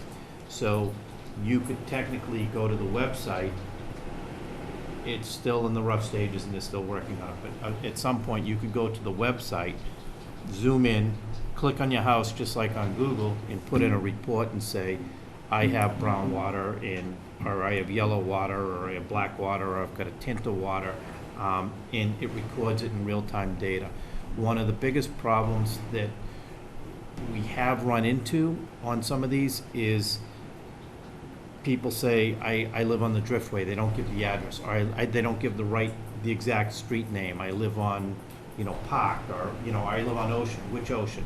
And they have trouble manipulating the data or finding out exactly where it is. So this GIS-based system, hopefully, we could put most of our calls to log into there and use that as a good tracking mechanism. So that's one of the things that they would present in the steering committee and steering meeting. So does that kind of address what you were looking at, or in some ways? Well, that is a very good way to plan for the next things to be done. And over time, if that's in place, you'll be able to say, okay, we're no longer getting these on Ocean Ave or wherever. I was more interested in What the direct results are now. of what we've invested already. Can we quantify in any measurable way the success of those projects? Because sometimes you hear. We can in some ways, because that Right. plan that we put together, I know Front Street used to be a huge problem, and we haven't had any major instances on Front Street. There's other neighborhoods that were always a problem, and they really suffered through some of this. And we've had next to no calls or no complaints in those particular areas. So we are seeing results, and we're still, putting all the data together, but, Yeah, so we are 12 seeing- months from now, I would hope that we would put the map from July 8th, 2020 up there, and there'll be lots less of those dots. But encourage people, improving ways for people to report is important, and getting that message out as well, is that we're not, we want to know. And I just want to share a little anecdote of one thing that happened this week, just so people at home can understand too. There was somebody that had a problem, they were at their wit's end, they called the department, and it was, and you guys came out, you flushed the hydrant, and the problem is gone. So that's why it's essential to let the department know, because they can come and address these things. And, we don't get just complaints, we get these, thank you so much for coming out. We do. The residents have been great since, asking for public outreach, asking them to, notify us. Mark's been doing a fantastic job going out and addressing them. All calls that ask for a response do get a response. Even sometimes when they don't even ask for a response, we still go out and see them. And we have had some, yes, measurable success. Last year at this time, Garden, Fay, Holly, some of the streets that were kind of shortcuts to get down to the water there, they were complaining just at its end last year. We made a point to make it just at the end of Flushing. We made it down there just in the nick of time, and we haven't had any calls from those streets this year. Now I know a lot of other people have it bad. You clean up one area, and sometimes it shifts to another. But we are having some successes, yes. Sean, any? I'll just be real brief. I'll start with a simple one. You talked about pipe replacement on Gilson Road. Whereabouts? No, there was actually a pipe that broke about 18 years ago. And it was shut off, left off. And they shut both gates off, and they never replaced the pipe. So we weren't aware of that, so we've put some pipe in. We have to finish putting that pipe in and just connect that up on the backside. All right, whereabouts is that? It's not by Town Way, is it? And if it is, No. Because we had the culvert project that we awarded. Correct, we a have while the ago. culvert project. All right. And have you given any thought to, Tony said it earlier, like we did the 22 miles, 3 years, have you given any more thought to doing another phase of some type? Maybe not as aggressive, but something along those lines, because we know that is new, and, can we just continue? Maybe not at that pace, because the road, it was tough to travel around town. The 2-inch mains next. I think as a minimum, the next thing on our hit list is we've got a lot of 2-inch galvanized lines and smaller lines, for example, like Foam Road, we talked about, and, we have about 2 miles worth of that. I would like to go in the future and try to do 2 miles a year to try to catch up. That's something we will get out of the water study. If they suggest that we become more aggressive, maybe we could put that up to 4 miles a year and try to move that along. But we were kind of waiting to hear what the water study suggests. I know we've got a lot of streets that have small 2-inch galvanized lines that don't even have hydrants. So if we do get calls, I can't even flush it. The guys can't even flush the lines. So it would be that area, replacing that with an 8-inch pipe, which is a standard, and then running hydrants off of it with a 6-inch. That increases your loopability and also the water pressure people would have in their houses. I would say, right. All right. That was all. So, so the takeaway from here is, I think we've got to work on an information system to get out to the public. And we've got to document what our short-term plan and our long-term plan is. And And I will get together with one other board member and Jim and get that stuff together and try and get that moving in the right direction. The second thing, which Karen brought up, and I spoke with her about it today, is very important. For these chronic people, this is not going to be solved overnight, right? So this is a long-term project. And we have to take care of these people that are having the chronic problems where they are having constant brown water. I mean, sometimes it's explainable. If there's a fire in your area, if there's a water main break, I can see that happening. But these people that have brown water for weeks at a time, the board has got to come up with a plan so that they get some sort of circuit breaker in terms of helping them get better, whether it's we talked about a free filtration system or something like that. We're going to discuss that in the near future and try and come up with some sort of plan for those people, knowing that it's not going to go away, in the next year or two. It should get better every year, especially if we're not putting any more brown in, but you shouldn't have to live with the constant brown water. So those are kind of the two takeaways that I have. You guys are doing a great job. Keep it up, and I know you treat everybody well and you talk to them well, and they're just upset that they have brown water, and they think that you have the magic button to fix it, and there is no way to do that. Any last comments from anyone before I ramble on? I would just encourage you all, your whole staff, to continue to be innovative and share those innovative ideas. And while we're always very, we're looking for financial resources, let us be those folks with Jim and Nancy and Kevin to find the financial resources to fix, to implement what you think needs to be done, and what Ty and Bond comes back. Because I'm with Tony and everybody else up here on the board, it's got to stop. And it's not you, but we're here to help you get it done. And it's not new, and it is getting better. It's just easier to complain about it now, and we just have to understand that. And if there's a ton of red dots in one area, then that's the area we have to fix, and that's what you guys want to do also. So. All right, enough. Thank you guys for coming in. Thanks. Any questions from the audience before, quickly? Very quick, yeah. I was just wondering what problem is up there. One day last week, we had no water at all, and nobody told us that it was shut off. And today I drove by and found about a foot of water. Yeah, we had an emergency leak out there. We made it repair and it started leaking. Is that posted anywhere? Do we post that so someone could go on the website and see? No? We typically do an email usually do alert. web That's blast. that's the web blast. Did we do one for that? For the service leak, so Yeah. it's small. Okay. All right, thanks, guys.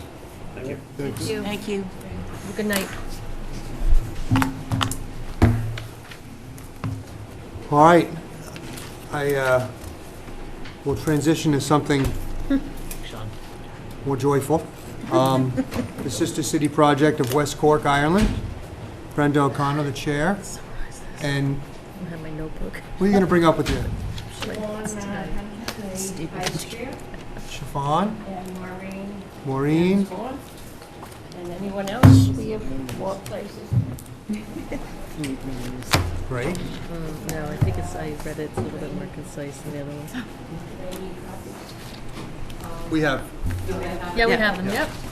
Thank you. So Brenda, before you get started, so we all have reports. This is the West Cork Sister City Committee. There's also some other people, which Brenda, maybe you'll recognize in a second in the audience as well. And me as well, just got back from a great trip over there, which they're going to tell you about. They produced this great report. It's about, 20 or so pages of all the events and all the activities that took place. You're here for about 15 minutes to tell us as much as you can about it, and I think we're all ears. We're hoping to do less because we know you're very busy. And thank you for allowing us to come to report to you, and we'll be as brief as possible. I have to say before I start that the welcome we received in Ireland was fabulous. Cape Mila Falls times 100. And the personal contacts we made last year in Ireland, we made last September here, and we made again. When we arrived at the West Cork Hotel in Skibbereen, Ruth O'Brien and Helen Dempsey were there with lots of people from the Chamber of Commerce, and they had scones and fabulous Irish butter and tea waiting for us, and we looked like disheveled, I don't know what, having just gotten off the plane and had a 2.5-hour ride there. So it was, and each one of them said, and how was so-and-so, and I remember doing this, and it was just old friends gathering together, and which, to me, proved the point of person-to-person diplomacy. It really is what works. And I would have to say that our delegation really were wonderful ambassadors, that they didn't take the sidelines. They chatted with people, they asked questions, and it was a joy to be with them. So saying that, I'm only going to speak to 3 of the things. This was a working visit. We, as you will see when you read through this, we accomplished a great deal. But I'm only going to highlight 3 of those activities. The first one is the school exchange. And I'm doing that first because at the first meeting of our committee, September 12th, 2017, we began working on the school exchange. And as of this visit, we've washed our hands of it. We are done. The school department is now taking over, and it's going to happen. We signed the formal exchange. We only have one more thing to do, and that is to provide scholarships. This is something we have set as our mission, and so I am announcing today that we are having a halfway to St. Patrick's Day gathering at the Scituate Beach Association on the corner of Otis and Scituate Ave, September 14th from 7 to 11 with the Doc Ellis Band. The hall and the band were generously donated by Christine Walsh, who was the treasurer of our committee. She bid on it a couple of years ago at the Scituate Beach Association auction and paid a great deal of money, and she gave it to us. So every dime we raise will be for this scholarship fund, so 100%. And we are $35 a person, and we hope to see you all there. So now that I've done the sales pitch, the school exchange is very exciting. The Skibbereen Community School is paired with Scituate High School. The building is so impressive. It is unbelievable. The programs are exciting. The principal, Anton O'Mahony, and Ron Griffin were just like old friends, that they both have the same philosophy of education, all project-based. They are right on track to do a fabulous job. They had the children or the students play Irish music for us, and it was quite a reception. So the philosophy of education and all is set, and the Irish students will come here in the fall of 2020, and our students will go in the spring of 2021, and then every other year there will be an exchange. And it will be a very, very exciting time. The next thing, this is very hard to just talk about that a little. I do have to speak about the building. There is a barcode above the doors, and you can take a smartphone and touch the barcode, and you can see inside the walls for all the repairs, to troubleshoot, and everything like that. So it was fabulous. Another thing is the building cost $20 million. It was a fabulous building, state-of-the-art, and the builder retains ownership of the building and leases to the school department, and they also are in charge of the maintenance. So they not only own it, but they keep it up, and so I think it's an interesting way of doing business. That's great. The next thing I do want to mention is the autistic-friendly communities. We visited in Skibbereen and Clonakilty. Clonakilty is the first autism-friendly town in Ireland, and they had to go through quite an interesting protocol to be named that. There are 212 businesses in Clonakilty that have been named autism-friendly, and they, you will see in the report what steps they had to go through to become autism-friendly. We visited the Field Super Value store. Super Value is like Stop and Shop or Shaw's, it's all around. And the Fields family owns the one in Skibbereen. And they have every Tuesday night an autism-friendly evening where they turn down the lights, lower the music, have specially trained cashiers and personnel that all of them go through the training to be friendly and helpful. They even have special carts that they call carriages with a clipboard attached. And they give out shopping icons that can be put on a shopping list. There's a little baggie, and then when you're finished and you have your onions, you can put that icon into the bag. It was very interesting. But I think there is much we have learned, and that can be transferred to Scituate without a great deal of effort, that not only grocery stores can just go that extra mile, but other shops and other places of interest.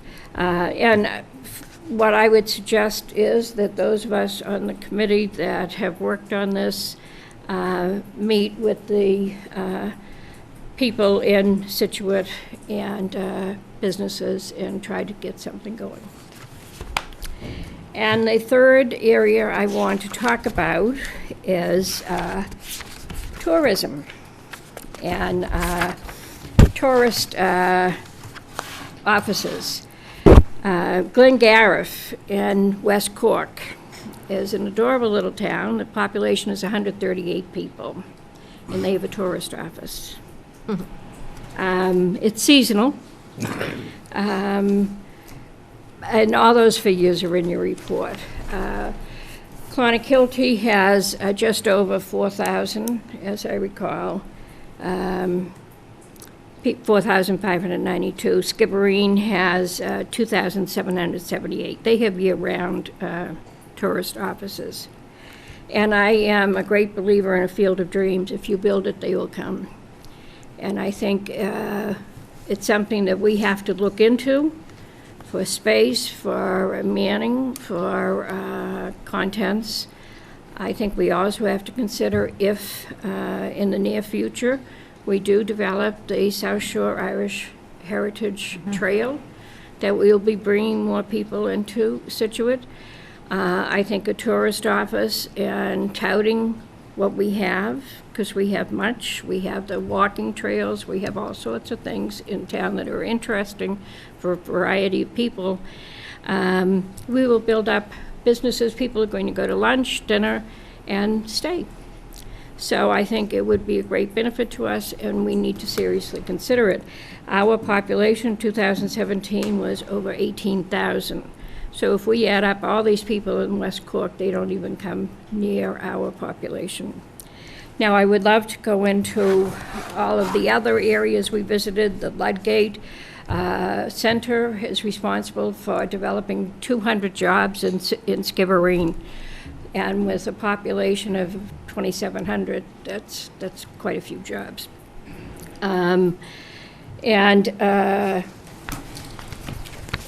But it was fabulous. In the back, there's a couple of pictures. You can see the festival at Clonakilty, the street festival, was fabulous. We were the first in line. We were in the special guest. There were 2,500 people behind us in line.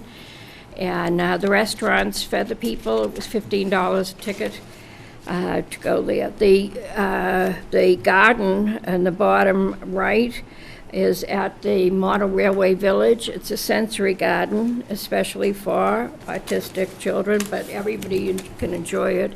And it was built on pennies. Justin England was with us, who was responsible for the project, and I would say that's beautiful. He would tell me the exact cost. And nothing was expensive, and it was magnificent. And perhaps others here will be able to tell you very quickly the highlight that they found in it. I have to say, for me, the highlight was the people, and that they're just incredible. And we can go around for any delegates who...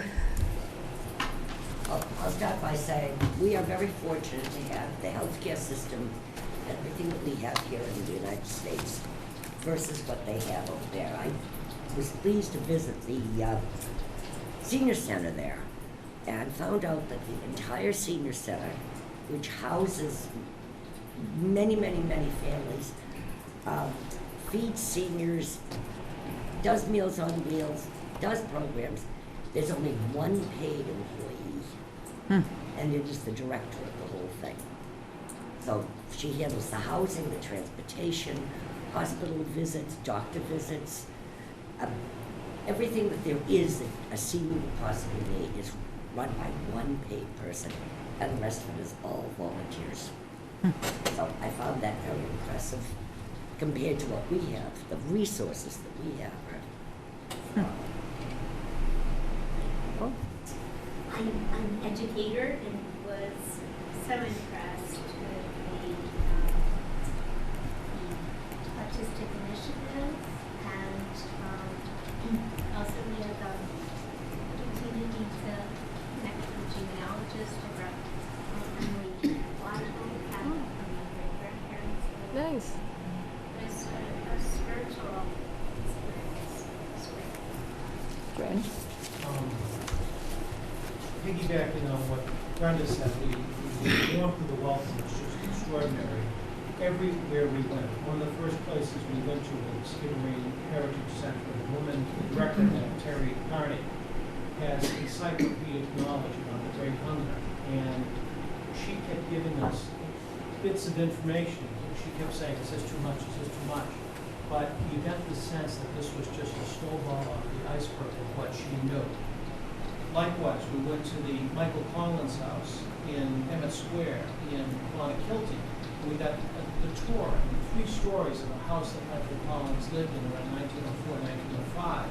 And you got the sense that the guides there knew an incredible amount of history about that particular area, Michael Collins, and they were very effective connecting the dots between the rising in 1798 to Donovan Rosser, who was tied to both Skibbereen and Clonakilty, and Michael Collins himself, who's a pivotal figure in Irish history. And everyone with whom we interacted just gave us so much time, so selfless with what they did. I mean, one of the great stories is a couple of the guys we met, their daughters were able to hang out with Jim's daughter. And that just sort of happened in the wall. But a point I wanted to pick up that Brenda talked about is this idea of tourism. What can we do to draw people to our town? What makes our town special?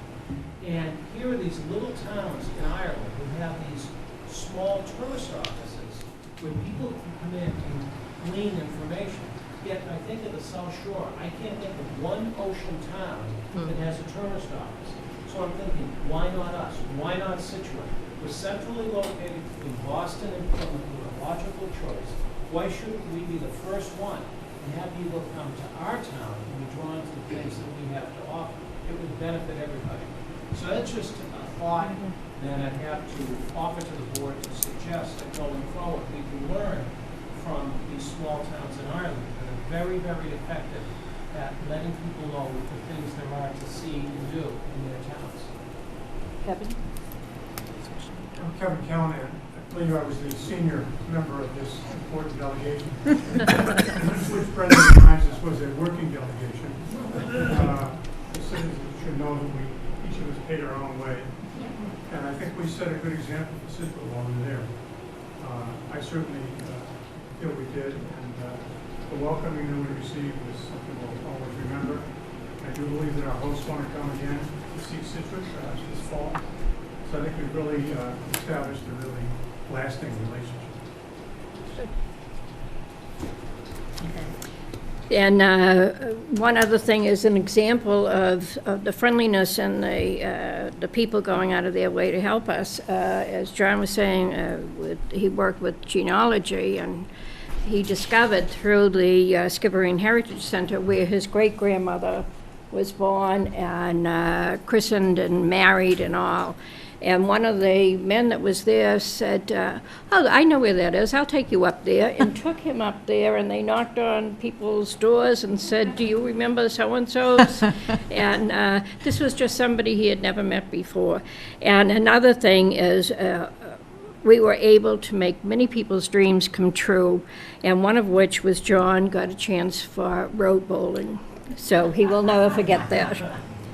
And thank you very much. I think all went well. And I hope you get to read this because there's tons and tons of information we haven't discussed.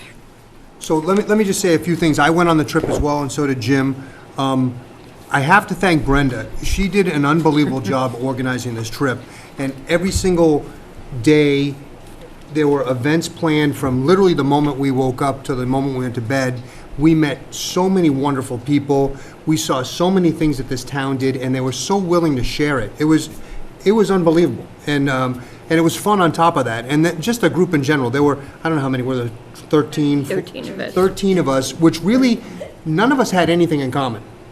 We really didn't. I mean, there wasn't like this group of people that just went, and we all got along so well, and we all went to all of the events. It wasn't like at the school signing, everybody was there. At all of every single one of the historical things, everybody was there, and everyone was just taking in the whole trip itself. And it's really an important thing. You have to take it seriously, because they take it very seriously. There was the mayor of West Cork was with us several evenings, and all of the councilors were there, and it's really a big event. And the one thing that I took away from it most was the people were so passionate about their history and about their culture and about their relationships and sharing. I mean, you literally made friends in an afternoon lunch or something. It was work to some extent, because we learned a lot and we created relationships that I think will build and help the town. But it was also good work, because it was good people, and we met a ton of good people, and it was wonderful. And similar to the Suzy Brie group, these are very important things for the town to do, to expand and to create relationships and to pass on our culture and learn new cultures and learn new things. So I think it was wonderful. I had a great time and really learned a lot. So, and with Brenda, again, I want to thank you for putting the whole thing together. It takes a lot of work to make sure that every single day there's something going on. And there really wasn't a down moment where it's like, okay, Thursday, do what you want. No, it was like, okay, the bus is coming at 8, and we're going here, and we're going there, and but it was You wonderful. can always rest when you get home, Yes. is my philosophy. Exactly. It was wonderful. So I want to thank you and thank the whole committee for doing this. It's a great group. The one thing I would also like to mention is one of the most moving parts of the time was when we visited the grave of famine victims. And I'm not very good at judging space, but it looked to me like it was at least half of a football field size that 9,000 to 11,000 people were buried in without coffins. And just, they call it the burial pit. And Jim and Tony placed a wreath from the town of Scituate on that grave. And it was incredible. It was really made that history very personal and come alive. But thank you. Thank you all very much, and I look forward to really taking what we learned and taking the next step on a lot of the tourist stuff, autism stuff that we learned, and I think there's a lot to learn from There's it. action suggestions there, too. Great. Thank you all. Thank you. Thank you, guys. Thank you. Thank you. Okay, so keeping with the Irish theme, we have a discussion vote on a Cole Parkway Easter Rising Monument donation by John Sullivan. Thank you, John. I sent a small packet to you with some images that got some great help from Siobhan, and also the language. One of the things that I believe, Maura, you had suggested, you wanted language on the back of the monument that reflected why Scituate in particular is being singled out, and some reference besides just the words on the monument itself. And that is the depiction here with the writing on the back, if you can see that. And then I have a cardboard cutout at the back of the room, but I brought just in case you wanted to see that. Now, that's a somewhat smaller depiction, but the monument itself would be 4 feet in width, 6 feet in height, and that is the size that's shown in this image. So you have a sense of the proportionality of it. It would have a small base. Oh, thank you, Brenda. Now, this is just, it's a little bit more than 5 feet, about 3 feet in width, but that gives you somewhat of an idea. The monument would be bigger. And then the other thing that I brought with me were samples of granite. One is gray granite, the other is black. If I could just pass them up so you could take a look at them. This is unpolished, this is polished, and this is black. Thank you. I'll pass them down. And Milton Monument Company was able to send over today some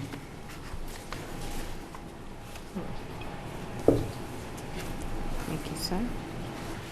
photos of what the black would look like. So I could pass some of these up to the board just to take a look at.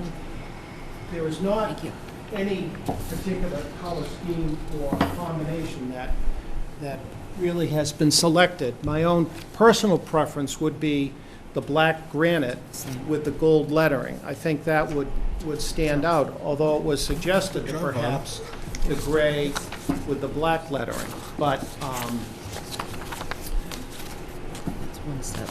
and finally, Lorraine Devon and I were able to go down to the bandstand. We met with the harbor master and walked along the waterfront there looking at potential sites. And we talked about where exactly this would be sited. And I think all three of us thought that the best spot would be as you face the bandstand from Cole Parkway. To the left, there's a good area of grass that it would go perfectly. And, you know, in keeping with our identity as a town and what makes us unique, and continuing along with what has been talked about, an Irish heritage trail, this would be a significant statement by our town that this is an important milestone in Irish history, something that we've embraced as a town, and also a destination point for people who want to know about our history and the connection between Scituate and Ireland and vice versa.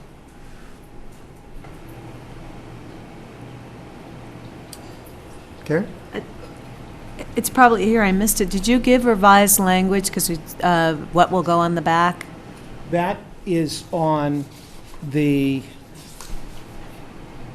at the bottom, this one that says the Proclamation of the Irish Republic, that is what would be on the back of it.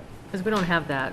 Yeah, we Can you haven't read seen it? that. Picture. Sure, I can read it. No, I mean, yes. just like the bottom piece, it didn't, yeah. This would be at the bottom on the other side. Okay. The Proclamation of the Irish Republic, which first took place in Dublin on April 24th, 1916, is honored around the world wherever freedom and human rights are celebrated.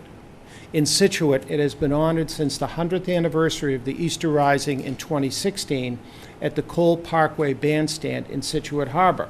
We dedicate this monument to all people who love freedom and those who have fought and continue to fight for life, liberty, and the pursuit of happiness around the world. Now, I have to give attribution to the person who helped write that. That is none other than Brenda O'Connor.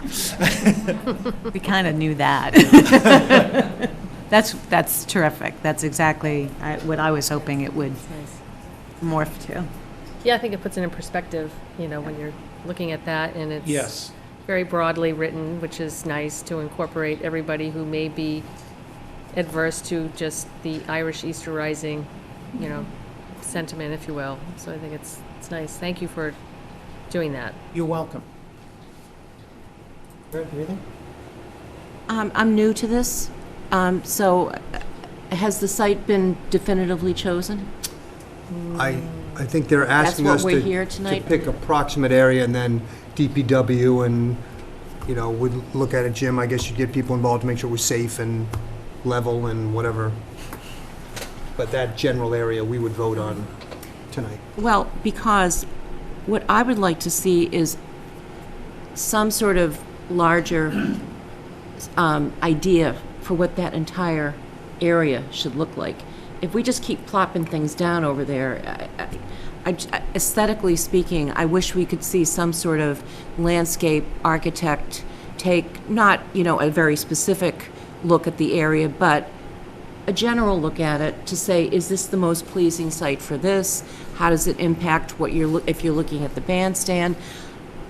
I just want to be sure that it is beautiful. Well, that's and one of... Cole Parkway Yes. is a mess right now. And I just wish we had a better vision for that entire area. And this, to me, might be an impetus for us to take at least a beginning look, and we can certainly go ahead and put this there, but I would like to see a bigger picture. I know, Lorraine, we're going to be doing the bandstand over, and I know there are people who do, you know, beautification of some of the islands, but it's still, it's kind of disappointing the way that entire area looks. So my hope is that by doing this, if we put this in exactly the right place and look at a bigger picture for what that entire area should look like. Just my... I could just add to that. Go ahead. There was a CPC project a number of years ago that was completed, and it's called the Harbor Walk. Right. Greenwood area. So that was really, they brought in professional landscape architects, and they implemented that project. And I think it looks beautiful. The problem is Cole Parkway needed to be revitalized and dropped out up to where it needs to be, and benches and trash receptacles and things need to be done. And that is the recent CPC project that was approved to do that. Right. I've spoken to the harbor master about getting some prices to update some of the signs that are there and deteriorated a bit, and he's working on that. I think are you referring specifically to the parking lot? Just to the area in general. All new railings all around, all new sidewalks all around. In Cole Parkway? Mm-hmm. Everything's brand new. You know, and the only thing Have I not been there lately? The only thing that isn't brand new are the things that we'll be addressing starting this fall. The repairs to the bandstand and the benches. Everything else, the sidewalks, the railings, is all brand new. So I think what'll be nice to just, I agree with you, and I think we talked about this before, was just putting you two together, so. Well, we looked at There you are. everything, as John said, we met down there with the harbor master, we looked at all the possible spaces for this type of a monument, and the one place we all agreed on that would look the best is, you know, if you're, to John's point, if you're looking at the bandstand temple, we explored every area, and that was the spot that it doesn't obstruct views for anybody. It will look nice next to the bandstand. The grass spot that there is now is pretty ugly. Right. Yeah. So John was talking about contributing some garden with it and making that whole spot look nice. We have two other gardens there. One is done by I was gonna say, let's get the beautification group Right. there. They've done a really nice job. The other is done by a group of residents, James and Trustee. Yeah. They both look really nice. That do Yeah. another area of the garden on the other side of the bandstand. So it needs improvement, that little patch there. Yeah. And then I think it will all flow beautifully. I mean, I'm not a landscape architect, but I think I have a pretty good eye. And I think it will look nice in that spot. I think post a picture. I think to Karen's point, though, just part of the master plan effort that has now just been launched will be to have conversations like that of, you know, I have people, you know, if that's a concern for people, that will definitely rise up and be part of that conversation. So it's timely, but I think that the homework that you guys have done has been great. And it is attractive. I personally like the black and gold. I think it's a great choice. I think it'll weather well. Sean, you? Yeah, no, I think it's a great spot. If, you answer my question, if Steve Moan's okay with it, as far as site visibility, you know, line of sight with some boats, I don't think that'll be a problem. The floats can't go back there then. You know what I mean? So John Danny will be happy. No, I think it's great. Maybe you could do some type of permanent garden, a stone or something, some crushed stone or something, or pavers or something that wouldn't require any maintenance and it would look Yes. better, to Karen's Yeah. point. Yeah. So, I think it's great. Well, John, I want to thank you for coming back and making the adjustments that we did, You're welcome. that we asked. It was larger when you first proposed it, and you've shrunk it down a little bit. And it seems, you know, the picture that you have there, it seems relevant but not overbearing. So I think that's, you know, thank you for doing that. I like the walkway. I like it being on the walkway because I think we want to draw people to that. And, you know, you've got the anchor on the other side of the bandstand, and I think it would just more things for people to walk there and look at, and clearly the relevance of the event and the saying on the back make it significant as well. So I like it. I like the place. I think if push came to shove and 10 years from now, this was all reconstructed, they could pick it up and move it. Yeah. So I think it's good, and I think I support it. Any comments from the audience? Great. I don't really have a preference over granite or black. I think that's up to you, your committee. I think I like either. I like the granite better than the black. I think the black looks a little, Too shiny? I don't know. I don't care.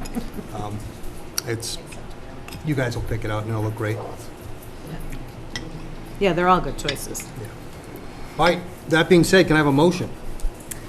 Move to accept the Easter Rising Monument donation and approve the installation next to the bandstand in Cole Parkway. Second. Second by Mr. Harris. Further discussion? Seeing none, all in favor?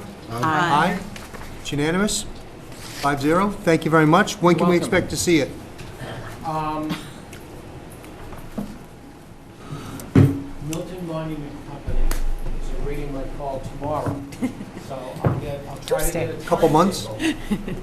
I'm not sure. Okay. I'm not sure. Well, we want it to coordinate with Well, yeah. the bandstand and all that, because we don't want to put it up and then have construction going on and Right. have it get hit and, No. Should be the fall. yeah, Well, just make sure. I would say it it's all depends on when it coordinated. comes in. If it comes in towards the end of November, I'd probably store it until the spring. Right. Instead Yeah. of putting it up and And That's all we the need. board was very clear, you wanted us to work in concert, so really, Right. Lorraine and I will keep talking Great. about the timing of everything. Right. I just want to reiterate that this is no cost to the town. This Oh, is no, this is a entirely. donation from, John, I don't even know who's funding this. It's Private fund, a number yeah. of people over the years have suggested that this be done, and people have approached me about making contributions, so it'll all be privately funded. But also, I like the idea of a garden area that's landscaped that also makes it aesthetically pleasing as well. So, Great. Thank you, John. all. That's Thanks great. for your Thank you, effort. John. You're welcome. Thank you. Take care. Moving right along, we have interviews for boards and committees. We are running right on time. This is training for boards and committees. Great, so tonight we are going to start off with, is Maud here for the Council on Aging? Hi, come on up. Got my notes. Lorraine, do we have anything other than the list tonight, or no? There's no resumes and that sort of, They're in the book. oh, in the book? Yeah. Thank you. This big thing. That is provided on the spreadsheet that You're the I best. gave as a copy of the package. Why don't you start off by telling us a little bit about yourself and why you want to do this? I'm Dr. Maud Millstay, and I'm a nurse practitioner at the VA. I have been working on the long-term planning committee of the Council for Aging for the last year and a half. We do monthly meetings with Gordon Price and John Miller and Dr. Caitlin Coyle. So we've been quite involved in planning the application to the World Health Organization for age-friendly Scituate. So that was approved, and I worked with the, putting together the package for that. And as well as, the senior center, the community center planning. I talked at the town meeting. You may have seen me. Just trying to promote that. So I have learned a lot from working with the people as well. Got a much better idea of what the town of Scituate needs. I have worked several years at the VA in geriatrics, as well as extended care. So extended care means inpatient, and then the patients are going back home, back to the nursing home, the hill back and forth of the elderly, especially the, very old people that I have seen from experience how very important it is that there are facilities, that there is programs in the communities so that we do not have to put them in nursing homes. And, the Meals on Wheels and the transportation, I think that's very important so people can age in place and they can help out with that. I also have a research degree, and so I have a lot of experience in looking up data and trying to put that into PowerPoints or into presentations. And I've been doing that a lot with Caitlin Coyle, so we made a good team on that one. I think that for Scituate, so we are working already on the, there's the new senior center. That's one of the biggest things I want to help out with. The age-friendly Scituate, on the steering committee, so we're working on that. So there's a lot of big projects already in place that I want to continue on. For myself, I also am quite passionate about what I call the young seniors, 55 and over. Especially, I think it's very important that people stay very active physically as a nurse practitioner. I think that, but also with programs for that. So we don't only cater to people over 75 or 80, but we try to draw in other people as well, with especially fitness center or whatever else we can do in the senior center. And that will give us as well people who can help out as volunteers with the elderly. Then the other thing that I feel strongly is that Scituate, I am a new resident, so I've only been here 4 years, but I'm from Holland actually, and so Scituate is just like Holland, where I'm from, looks just like it. So I have heard from several older families that their elderly relatives had to leave town because they could no longer afford to stay here. And I find that very sad. So I'd like to look into what can be done. I know we have like an annex, there's you're allowed to build up your annex so that for example, the kids could take the house and the elderly person can stay in the secondary building. I would like to see how the taxes impact. There's the little things like the transfer stickers, which it starts at age 70, and I'm wondering if it should be for people who are on Social Security, small things like that. But I'd really like to see how the finances impact and how many people have had to leave, and, can we stop this? Because I think we should honor and respect them for what they have done for the town. Great. Any questions? You answered everything that I'm sure we were going to ask. No, I just want to thank you. You have a wonderful background, seem very well suited to the Council on Aging, so thank you for volunteering. I was going to say the same thing. I was going to ask you what ideas you had, but you were very proactive in sharing them. So thank you, and thank you for getting involved so quickly, moving here from Holland. So I was so happy to live here that I thought I should do something back. Yeah. So. No, I think you'd be a great asset. Right, yeah, and I like the fact that you're already involved. Yeah. You're not on the committee, but you're going to the meetings and you're getting involved, so clearly there's passion there. Thank you. Right, well, thank you for coming in. Thank you. Okay, moving on to the Animal Control Board. Carol Sullivan. Carol, how are you? Long time no see. I'm in the middle of the Venn diagram. Anyway. Thank you for letting me speak tonight. I have lived in Scituate 32 years. I'm sometimes accused of preferring those with 4 legs to those with 2. I have a great affinity for animals. I have currently 6 rescue animals at my home. When I moved to Scituate, I became very involved with there was no shelter here, and I became involved with the Spanish Humane Society, and I did some educational outreach and did that for many years. I'm an educator, but have had the chance to go down to 3 days a week, so have some free time, and would love to be part of this group. Biggest concerns,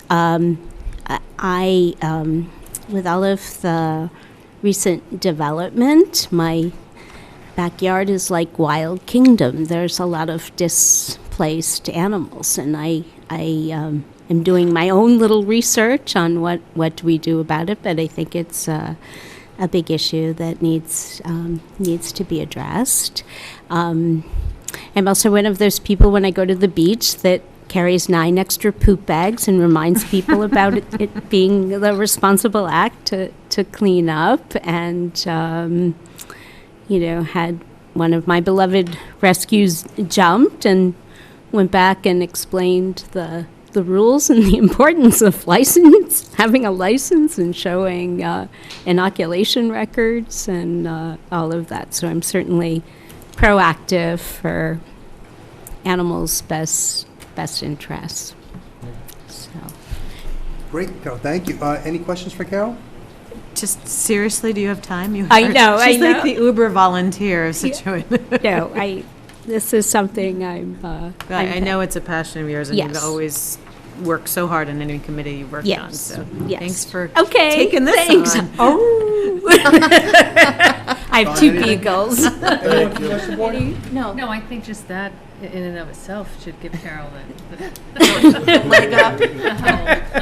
So there's 2 openings and 1 renewal on this committee. Yes. And you're already involved. You've got such passion that you put into your venture, so I think you'd be, a great fit on this committee as well. Okay. So thank you very much for coming in. Good enough, thanks. I want to mention one thing that. Your Yes. disclaimer. What? That we're not voting and all that stuff. I just realized we didn't say that. I wasn't going to say that yet, but Oh. we're not going to vote tonight. Yes, I know There's that. weeks of interviews, but Yes. you'll know when we do. Okay. Lorraine will get in touch with everybody. Good enough, thanks. So just part of the, no, well, you can say. You probably know this, because I didn't. But I didn't know that, and I may be butchering this, but did Mariah Lambert donate to the animal shelter for anyone to come and pick up an animal, and she was going to pay for all the licensing and immunization stuff for them? Yeah, the So country singer. Yeah. Yes. So she's paying the adoption fees. Right. Yes. So her foundation picks Scituate as a recipient of someone that can come in that wants to adopt Right. an animal, and she was going to pay all the fees associated with it. Right. So that's unbelievable that Yes. that we pursued that and that she did it, and Yes. that we have a very active animal group in town. So Absolutely. it's awesome. So. I heard it announced on KISS 108. That's how I Yeah, learned. and it runs out at some point in July, but it's substantial because Yeah, that's great. yeah. So Yeah, I just great. bring that to, my wife told me she's gonna on get the something? pulse of what's going on in town. She's going to bring something She's home. going to bring something home. Hopefully not, but thank you, and thanks for coming. Okay, Carol. great, thanks. Carol. Is Susan here? Susan hi. Thanks for coming in. Susan is Susan is applying for the Council on Aging also. So, Well, tell us a little bit about yourself and why you want to do this. okay, so I also am new to town. I moved here 2 years ago. Professionally, I've been doing career coaching life coaching, second act strategies, and corporate mentoring for 40 years. I've had my own business. My father was very passionate about volunteerism, and before he passed away in 2014, he really not only instilled in me, but actually really made me promise him that I would dedicate a portion of my life to service and volunteerism in addition to my profession. And to honor my father's legacy, I have made that commitment since he passed away. He was 95 and very actively involved until he passed away in 2014. And so since I've come to Scituate 2 years ago, I began volunteering at St. Mary's as a lector. I was just elected to become a part of the Pastoral Parish Council, which I'm really excited about. But I also am very passionate about advocating against age discrimination in the job search process and in the workplace.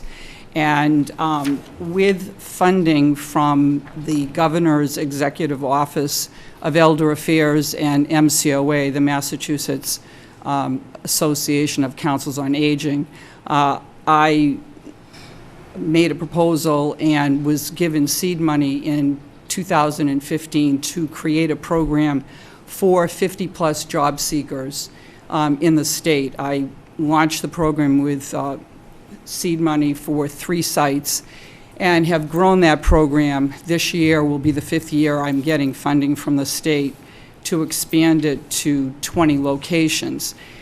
I approached Linda Hayes when I first moved here because the program was not in Scituate, and I wanted to do that as a volunteer project for the community because that's what I promised my father, that I would do a major volunteer project for the community I was living in. And she loved the idea, so I started the program here on a volunteer basis and ran the program, and it was very successful. Linda then went ahead and bid for funding last year, and Scituate began the program as a funded site after I started it up, because there's a huge need in this demographic of people that have reached a 50-plus or 60-plus category that may have suddenly found themselves unemployed or have had to take jobs that render them underemployed, or they may have had to take time off from work to take care of an elderly parent or a sick child, family member, and now are trying to re-enter the workforce in this age demographic, and it's very difficult. So the program is now flourishing here in Scituate at the town library, and it will continue on.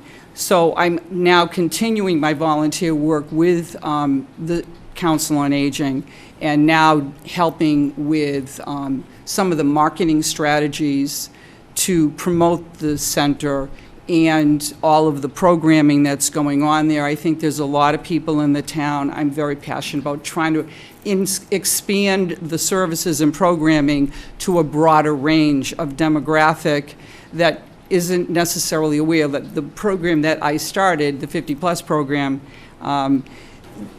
all of the programs are housed within senior centers throughout the state, and most of the people that come to the program have never stepped foot inside of a senior center until they participated in this program. So I'm now working with Linda. I created a brochure for the senior center, which they didn't have. I'm now working on their social media, the Facebook page.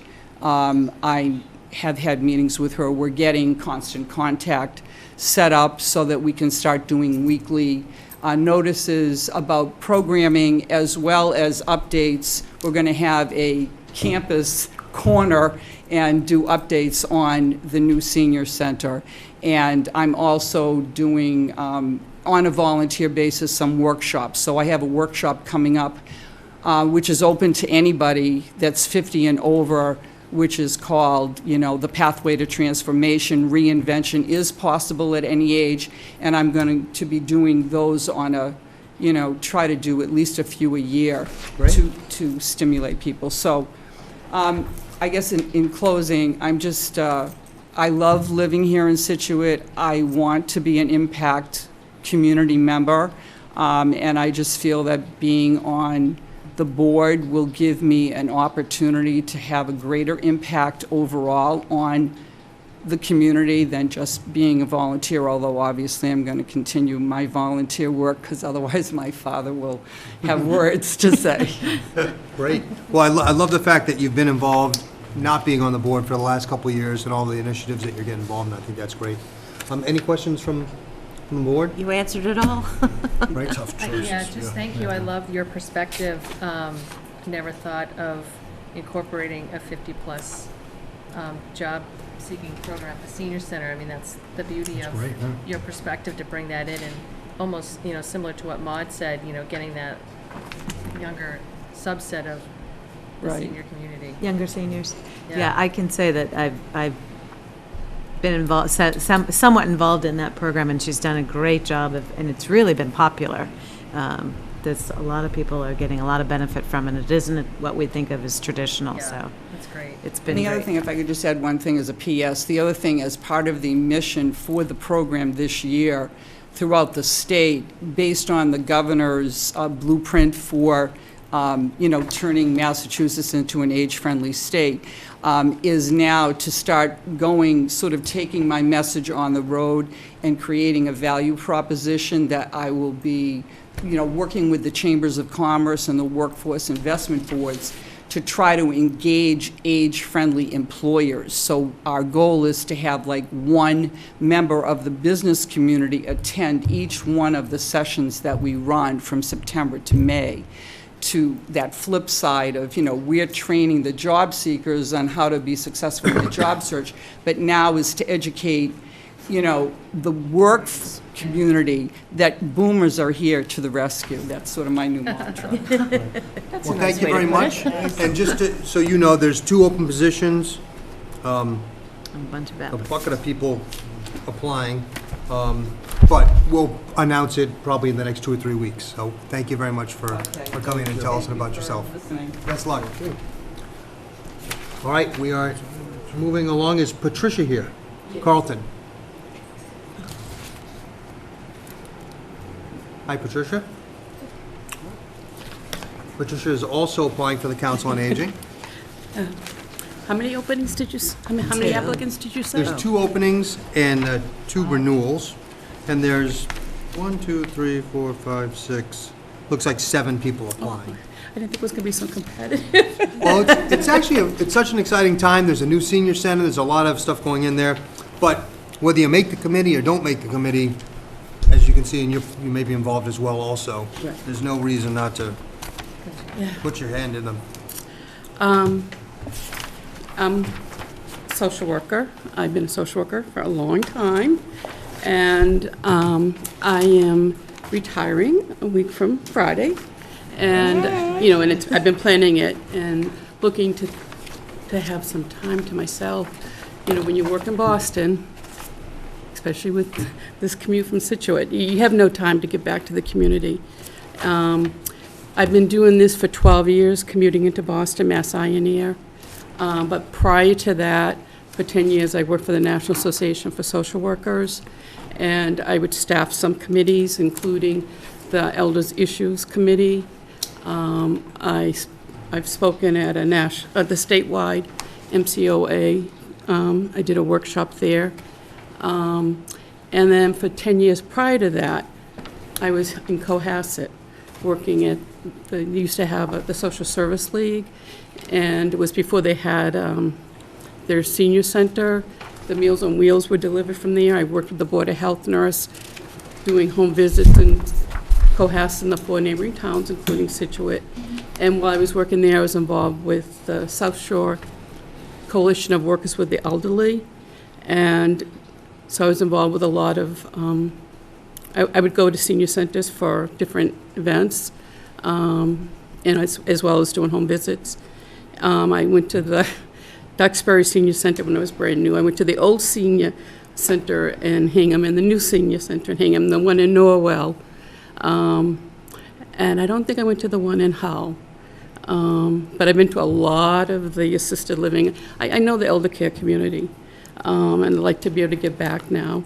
As far as, I mean, I know it's not the Council on Aging building, it's the Council on Aging, so it's townwide, not just the building, but I also feel strongly about when they're designing the senior center, that it's hearing friendly and vision friendly, you know, having worked at Mass Eye. Right? Have you been involved with the committee up to this point? I don't know. You've been working so much I and, leave, I should be leaving about 7, and I don't get home before 7, and I just don't do it. Well, I think you have a great skill set that is a service that we're trying to provide. I was excited when I saw there was a couple openings. Yeah. So I would highly recommend you apply for this, and I think you have a skill set that's perfect fit, but get involved right away. Any questions for No, thank you for volunteering. Karen? Anyone down there? Thank you. Great. I just Thank like to you. see you, Pat. Oh, go ahead.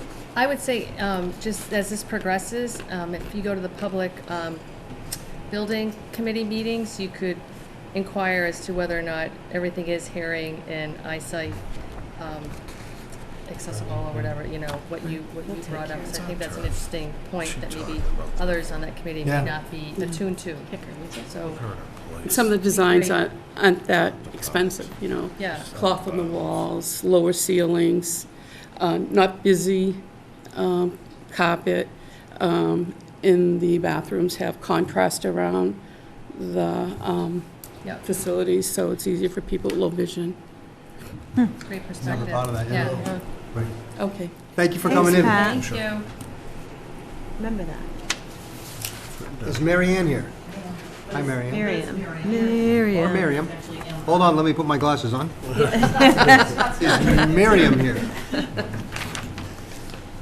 Hi, I'm going to give this another shot. I was here a few months ago. Okay, so you're here for the Economic Development Commission? Correct. Right.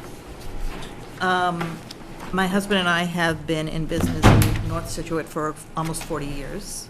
A lot of that time I was involved in the office, and for the past 18 years I've been out earning health insurance, basically.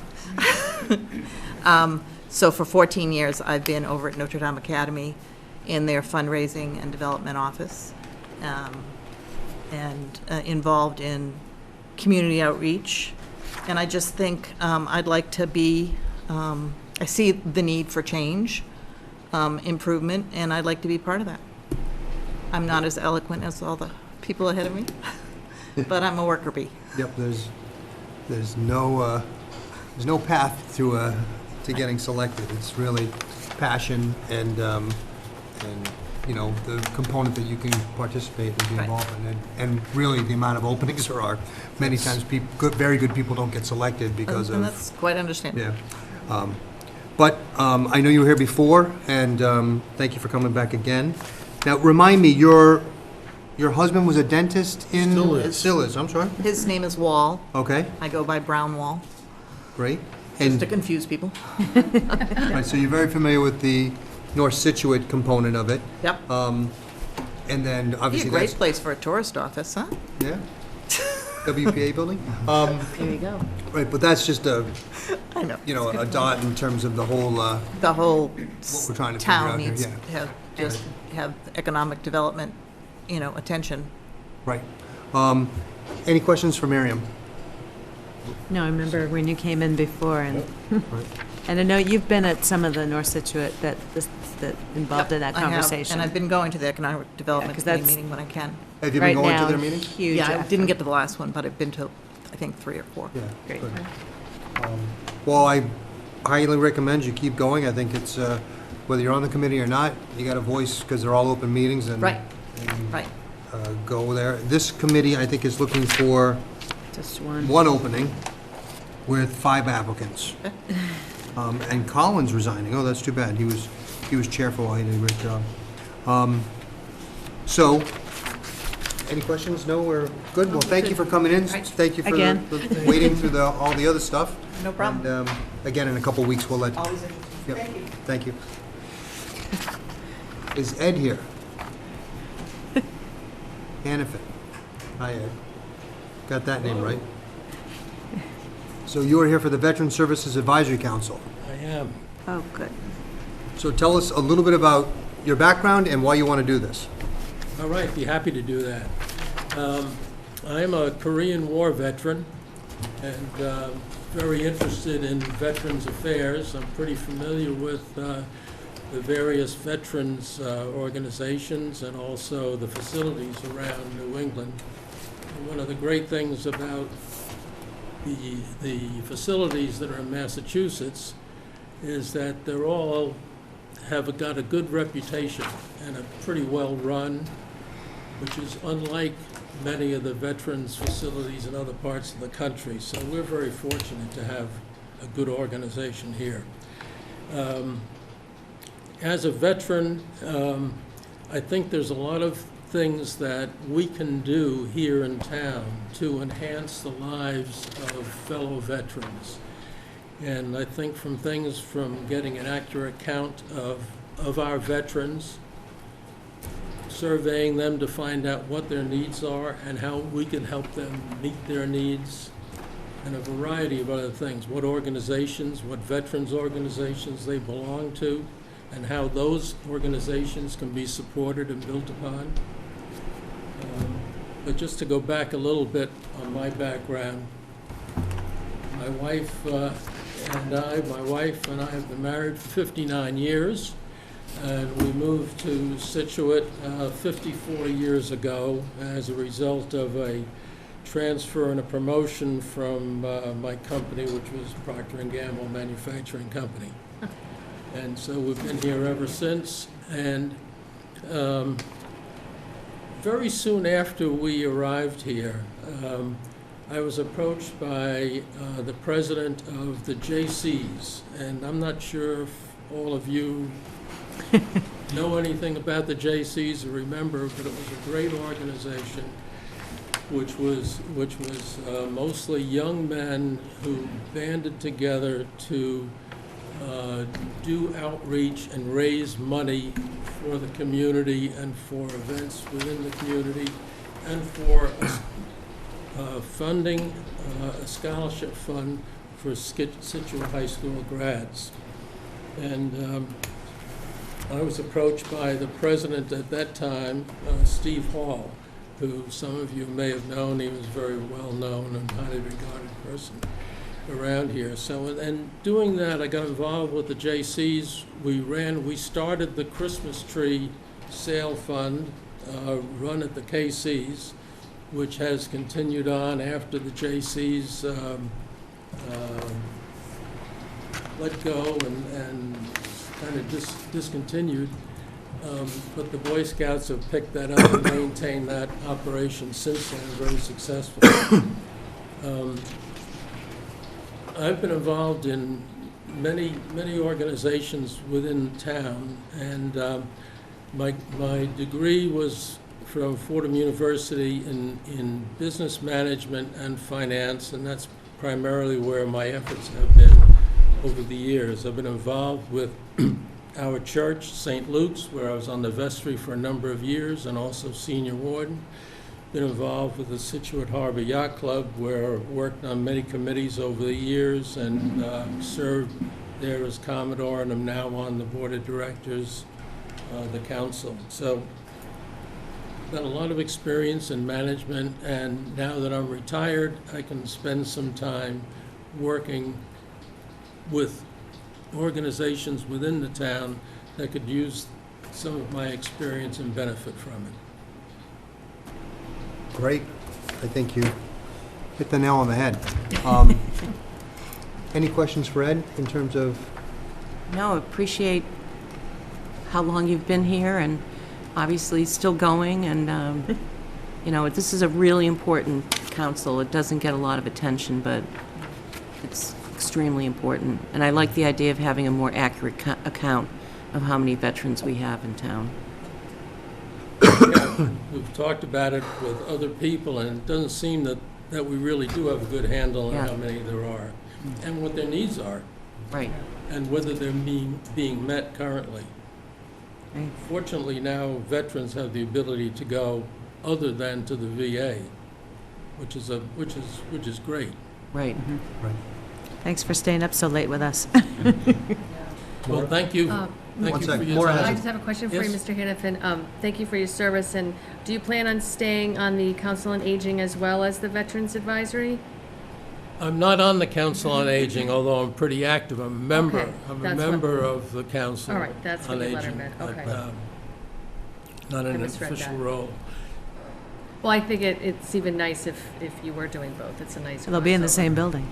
Yeah. Well, I did sign up to become an official member, but it seems like you've got a lot of very good candidates already, and there's only 2 or 3 openings, so. Well, I think veterans needs some good leadership, so I think they would benefit from your presence as well. So, great.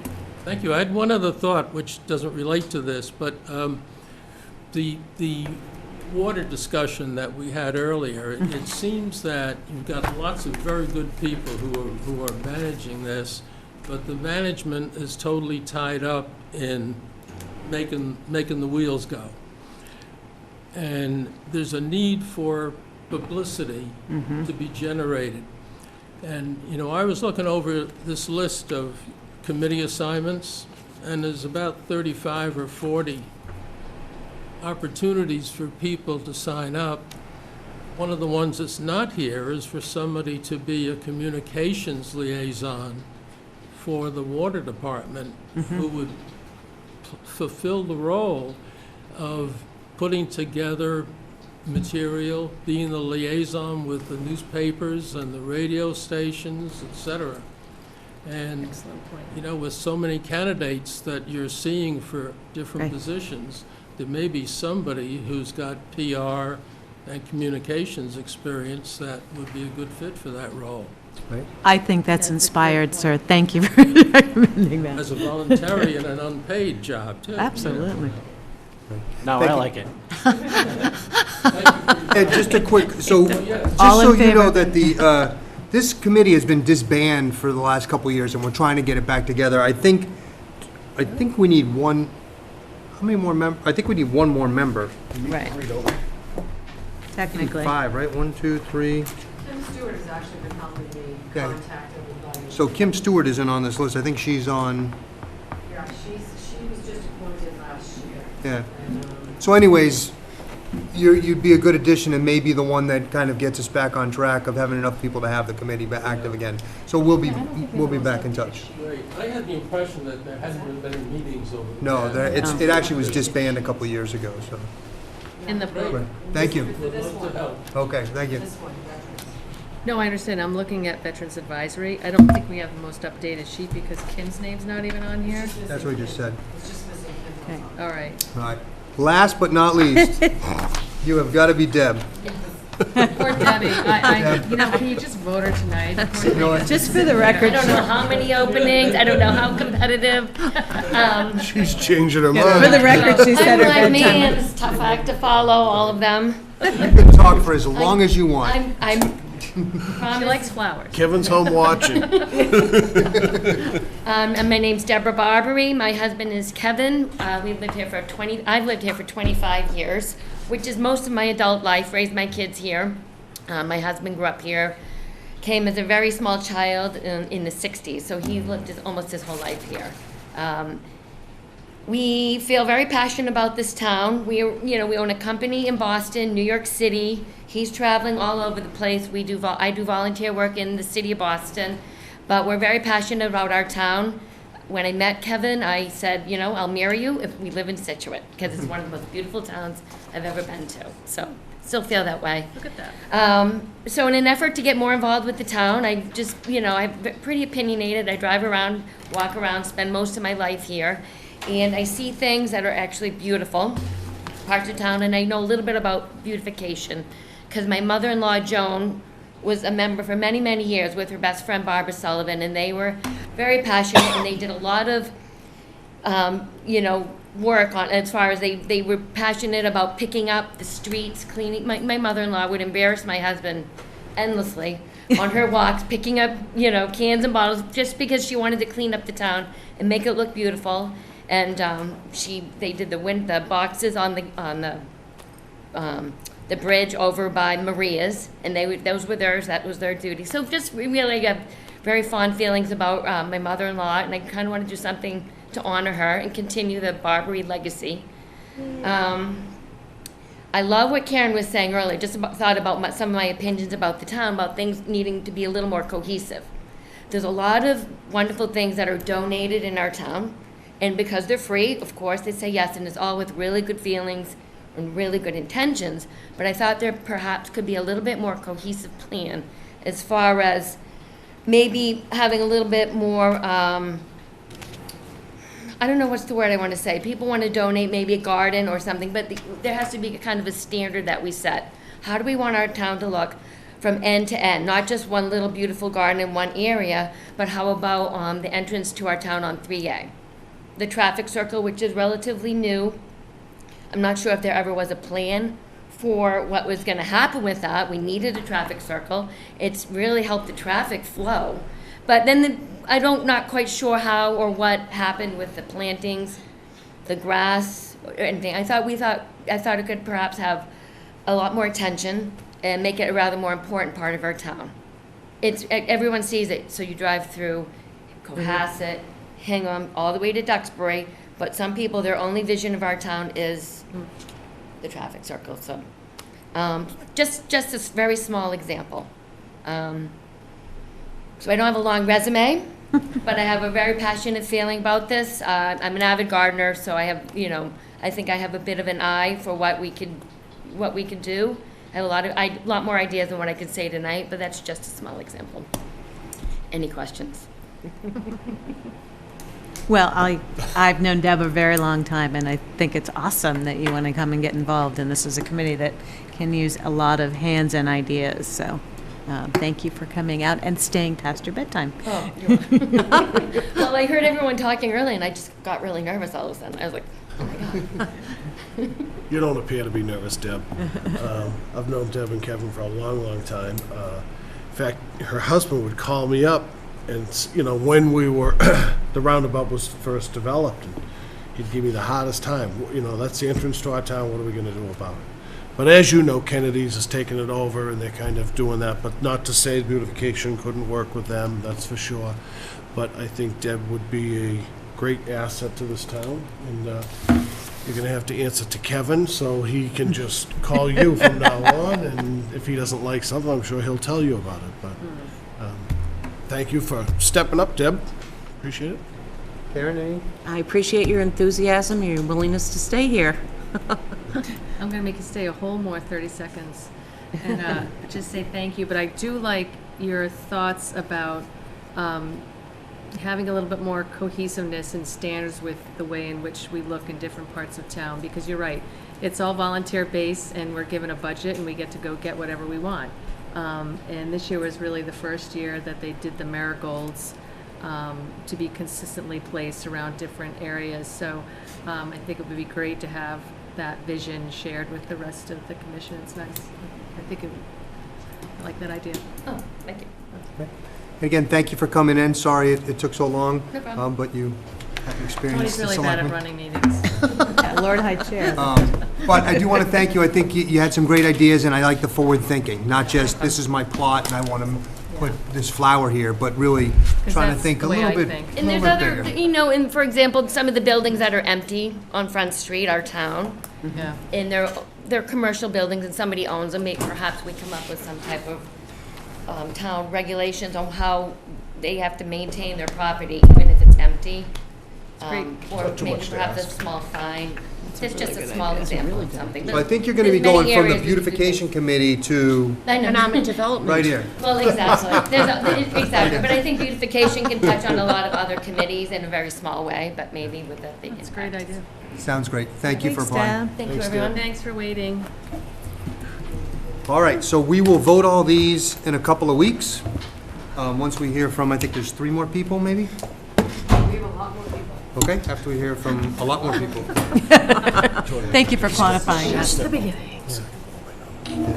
Okay, the next item is a discussion vote for property value services contract for $92,000. Nancy Holt, the town accountant and financial director. Thank you, sir. Before you have an application for a 5-year contract to Paul Capinos Associates for valuation services for assistance to the assessor's office. This was discussed during the budget cycle. Our assessor, Joe DeVito, who wanted to sleep tonight rather than coming in at this late hour, and I said I would hunt for him. Had put it before you that he was going to put out an RFP, a request for proposals, for a multi-year contract to meet our requirements rather than what we had been doing in the past, which was getting an article for the revaluation every couple of years. So he did do that. An RFP was issued. The results came back. There were 2 responses, one from Paul Capinos Associates, which is our current software vendor for assessing services, and the other was from Vision Government Solutions, which is another appraisal service. You have those 2 bid sheets before you. He evaluated the proposals first, and he found that Paul Capinos Associates was the preferable vendor. Then when the price proposals were open, they were also the low bidder. So the main difference between the 2 proposals on price was they both had interim updates for the next 4 years at around $11,000 a year. They varied a little with Vision being between 9 and 10, but it was on that 5th year, the next revaluation year, 2024, that the recommended vendor held their price at $11,000, but the other vendor wanted an increase of up to $68,000 for that one reval. And as you're aware from those articles that we normally have, it's around $70,000 to $75,000 that is normally requested for a revaluation. So the other proposal from Paul Capinos Associates was more advantageous to the town. It was the preferred vendor, and you get a better feel that that work is being spread out over those interim valuations, those other 4 years. As Joe pointed out in his executive action request, the Department of Revenue has required that the town re-inspect over 5,000 properties in the next 5 years, and that's more than he and his office can take on, and that's why we're doing additional assistance through this contract. And if you look at just the base contract price of the $11,000 a year, that's $55,000 rather than a $7,000 to $75,000 request in an article. There is the additional $37,500. But that's only if, that would be mitigated by what he and his office can get done. So the more that they can get done and they feel they can get more going as the years progress, they won't need to have that money. The RFP was issued subject to annual appropriation. The contract has language in it subject to annual appropriation. So in any given year that the town does not appropriate funds for the contract, the town is not obligated to pay the contractor to move forward with the work for that given year. Okay. So, can you just compare this to because we used to do this every 5 years. Yeah, it was every 3 years we had to do it, and then the last one was every 4, and the DOR is going to a 5-year cycle. So we would issue the assessor's office would issue an RFP for assistance for a revaluation, and it was the last contract was $72,000. So Joe had come forward with his budget process because not only the Department of Revenue had these requirements that we get all of these, the cyclical inspection program up to date and get all of these parcels done before the next revaluation, but also that it might be beneficial to the town cost-wise if we could do it over a multi-year cycle rather than have to come up with this $70,000 to $75,000 every 4 to 5 years. And it ended up being more beneficial if he has the savings in the price per parcel data collection for the residential and the commercial and industrial. So haven't we been doing it that way? We haven't just been doing it every 4 years. We've been doing it every 3. But we've been doing components of it every year. It wasn't like every parcel had to be done in year 3. No, we were supposed to be on a cyclical inspection program, and they're a little bit behind where they need to be. So every 10 years, every parcel is supposed to be inspected, and they have fallen behind. So they need to get the DOR is required that they get themselves caught up by 2024. Any questions? So that 5,000, that's a new number, and it's a catch-up number? Yes. Okay. So if you assume there's approximately, I think there's 9,200 real estate tax bills issued, I think there's a little over 8,000 single-family homes. That's a significant number. Huge. I'm just shocked at the difference. Good news is, when you go to look at your property card, it's not going to be a picture from 2003, and the car you had 2 cars ago. Great. Any comments, any questions? If not, I'll take a motion.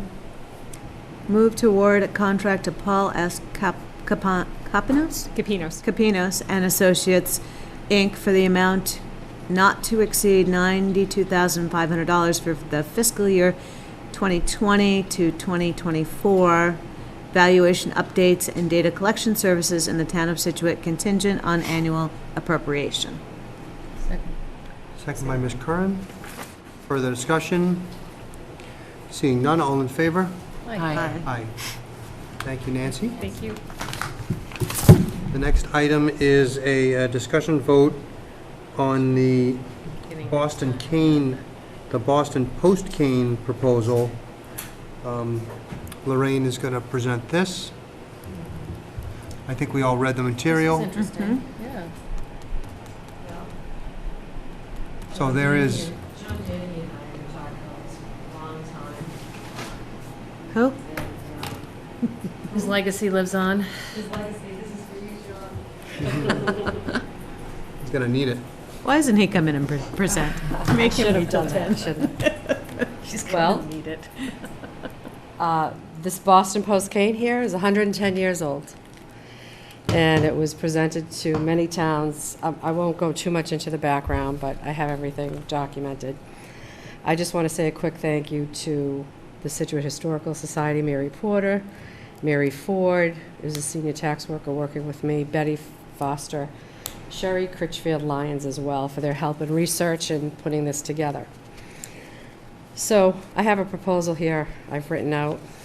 This is the first person that we have documented in Scituate that was the first holder of the Boston cane. How cute is he? Are you way back there? This is the first person that we ever presented. Can you put the Mr. camera on Mott from Blossom Street, which is now called Mordecai Lincoln Road. So the plan is, we Hold it up really again. don't... Again. Oh, hold it up again, I'm sorry. Here you go. There you Say go. who he is again? Mr. Mott. It's great. Such a great picture, isn't it? It is great.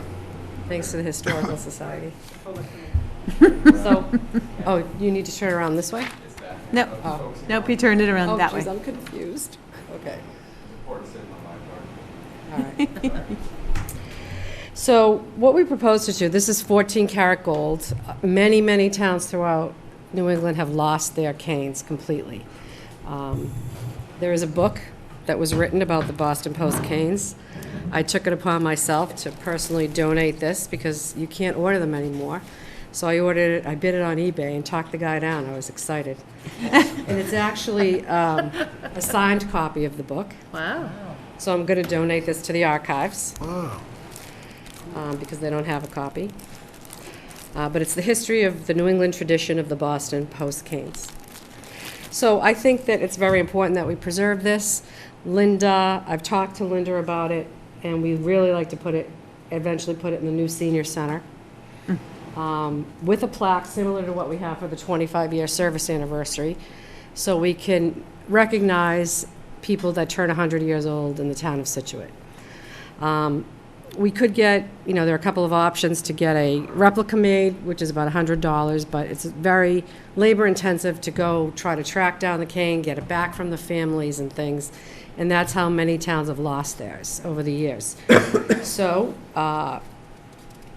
we found this pin that we could purchase for a reasonable cost, that we could give to the oldest resident of Boston Post cane, so they could keep it and keep it in their family and have it as like a historical item, along with a resolution that I've drafted here from the Board of Selectmen to the oldest, the centenarian residents in Scituate, which could be more than one, it could be several in a particular year. It would be done on an annual basis. So that's our proposal on an ongoing basis, the plaque, the pin, and the resolution. to our centenarians, our oldest residents.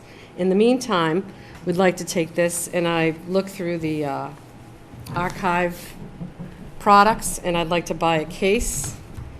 It's actually for a baseball bat, but this would fit perfectly in it. An archival case that could be hung on the wall of the senior center with a plaque underneath. So, okay, so funding. So how do we pay for this? I talked to Linda Hayes about the whole thing, and this is eligible for a grant that she has access to, and she can fund the entire project. Great. Great. So we're just looking for your And it's only going to permission. cost, what's the total cost is, Well, I broke out the costs. what's it relative? The showcase, the case for this is about $400, the plaque $322, about $70 for the pins. So under $1,000. No. Yeah. No. How many pins do you have? About 800. I'm just saying 10 pins. Yeah. We have about 3 I thought you said 100,000. centenarians right now. Yeah, I was going to say, how many? There's 3 now? We just lost one last week. Well, I'm sad. So is that pin's going to go to anyone that reaches 100 years old, not the oldest person? Right. That was my question. Yeah, anyone that reaches 100 years old. Right. So that Particularly in the pin given used to year. go to the oldest person in And they town. held it until they died. That's right. Right. Right. And it used to be While I was only on the board, men. we did that. I wrote that. Right. It used to be only men. And that was changed Okay, so I know it's late, but I have some in clarification. 1930. So is... It's about Mr. Chair, are we at a $800. point The where we whole can thing's ask about questions yet? $800. Lord. I'm sorry, what was that? Are you done? Yes. Does anyone on this side have a question? I think this is very cool. Thank you for all the Yes, research. thank you, Lorraine, yeah. Karen? No, I'm good. I just couldn't let it sit in the corner anymore. Maura? No, I think it's awesome. I just have a question. Will the pin have the year that they were the oldest No. resident, or how are you going to track, like, so you're going to start it this year, whoever's the oldest now Well, keeps it's not the it? oldest, No, it's anyone over 100. 100. Anyone over 100. We're It used proposing to it be be the anybody oldest. over All right, 100. so so the pin's not going to say oldest resident? No. Okay. I'm just looking at the sample and the pictures, and that's why I'm confused. I'm just No, trying that's to okay. get The picture of the pin is there. the deal here. It used to be It the does say oldest it does say person. oldest resident. Right, on the but- pin. It does. It does. Are we going to That's- change the pin, is that's what my Maura's question. saying? No, we're not reinventing. The Oh, you're pin is not? done by a historical society. The pin's already made. We're just buying the pin. Oh, so you don't have, that's why it was so cheap. I You don't mean, have a to custom do it. centenarian is one of our oldest residents in the community, if you're 100 years old. No, I know. I'm just trying to, I mean, we could give it to one person at a time. Well, you may not be the old, whatever. We could give it to the oldest I resident. like giving only. it to everybody that got to 100 years old. Yeah, That's what we thought. yeah. Just a few more years. And they're not going to read the pin anyway. Okay. We could have, Can't even see I'll the take a pin. magic I marker. disagree, but I'm going to let it go. I can put an S on the end, oldest residents. Well, then you'd have to Great customize it, idea. Well, right? I think you simply explain what the tradition is, and now how we're keeping that tradition going, Yes, so, and modifying it to current day yeah. to use. That's great. Great idea. Can I have a motion? Move to accept the Boston Post-Cane proposal to recognize Scituate Centenarian residents annually with the presentation of the Boston Cane pin resolution and their name engraved on a plaque to be recognized in perpetuity. Second. Second by Mr. Harris. Further discussion? Nope.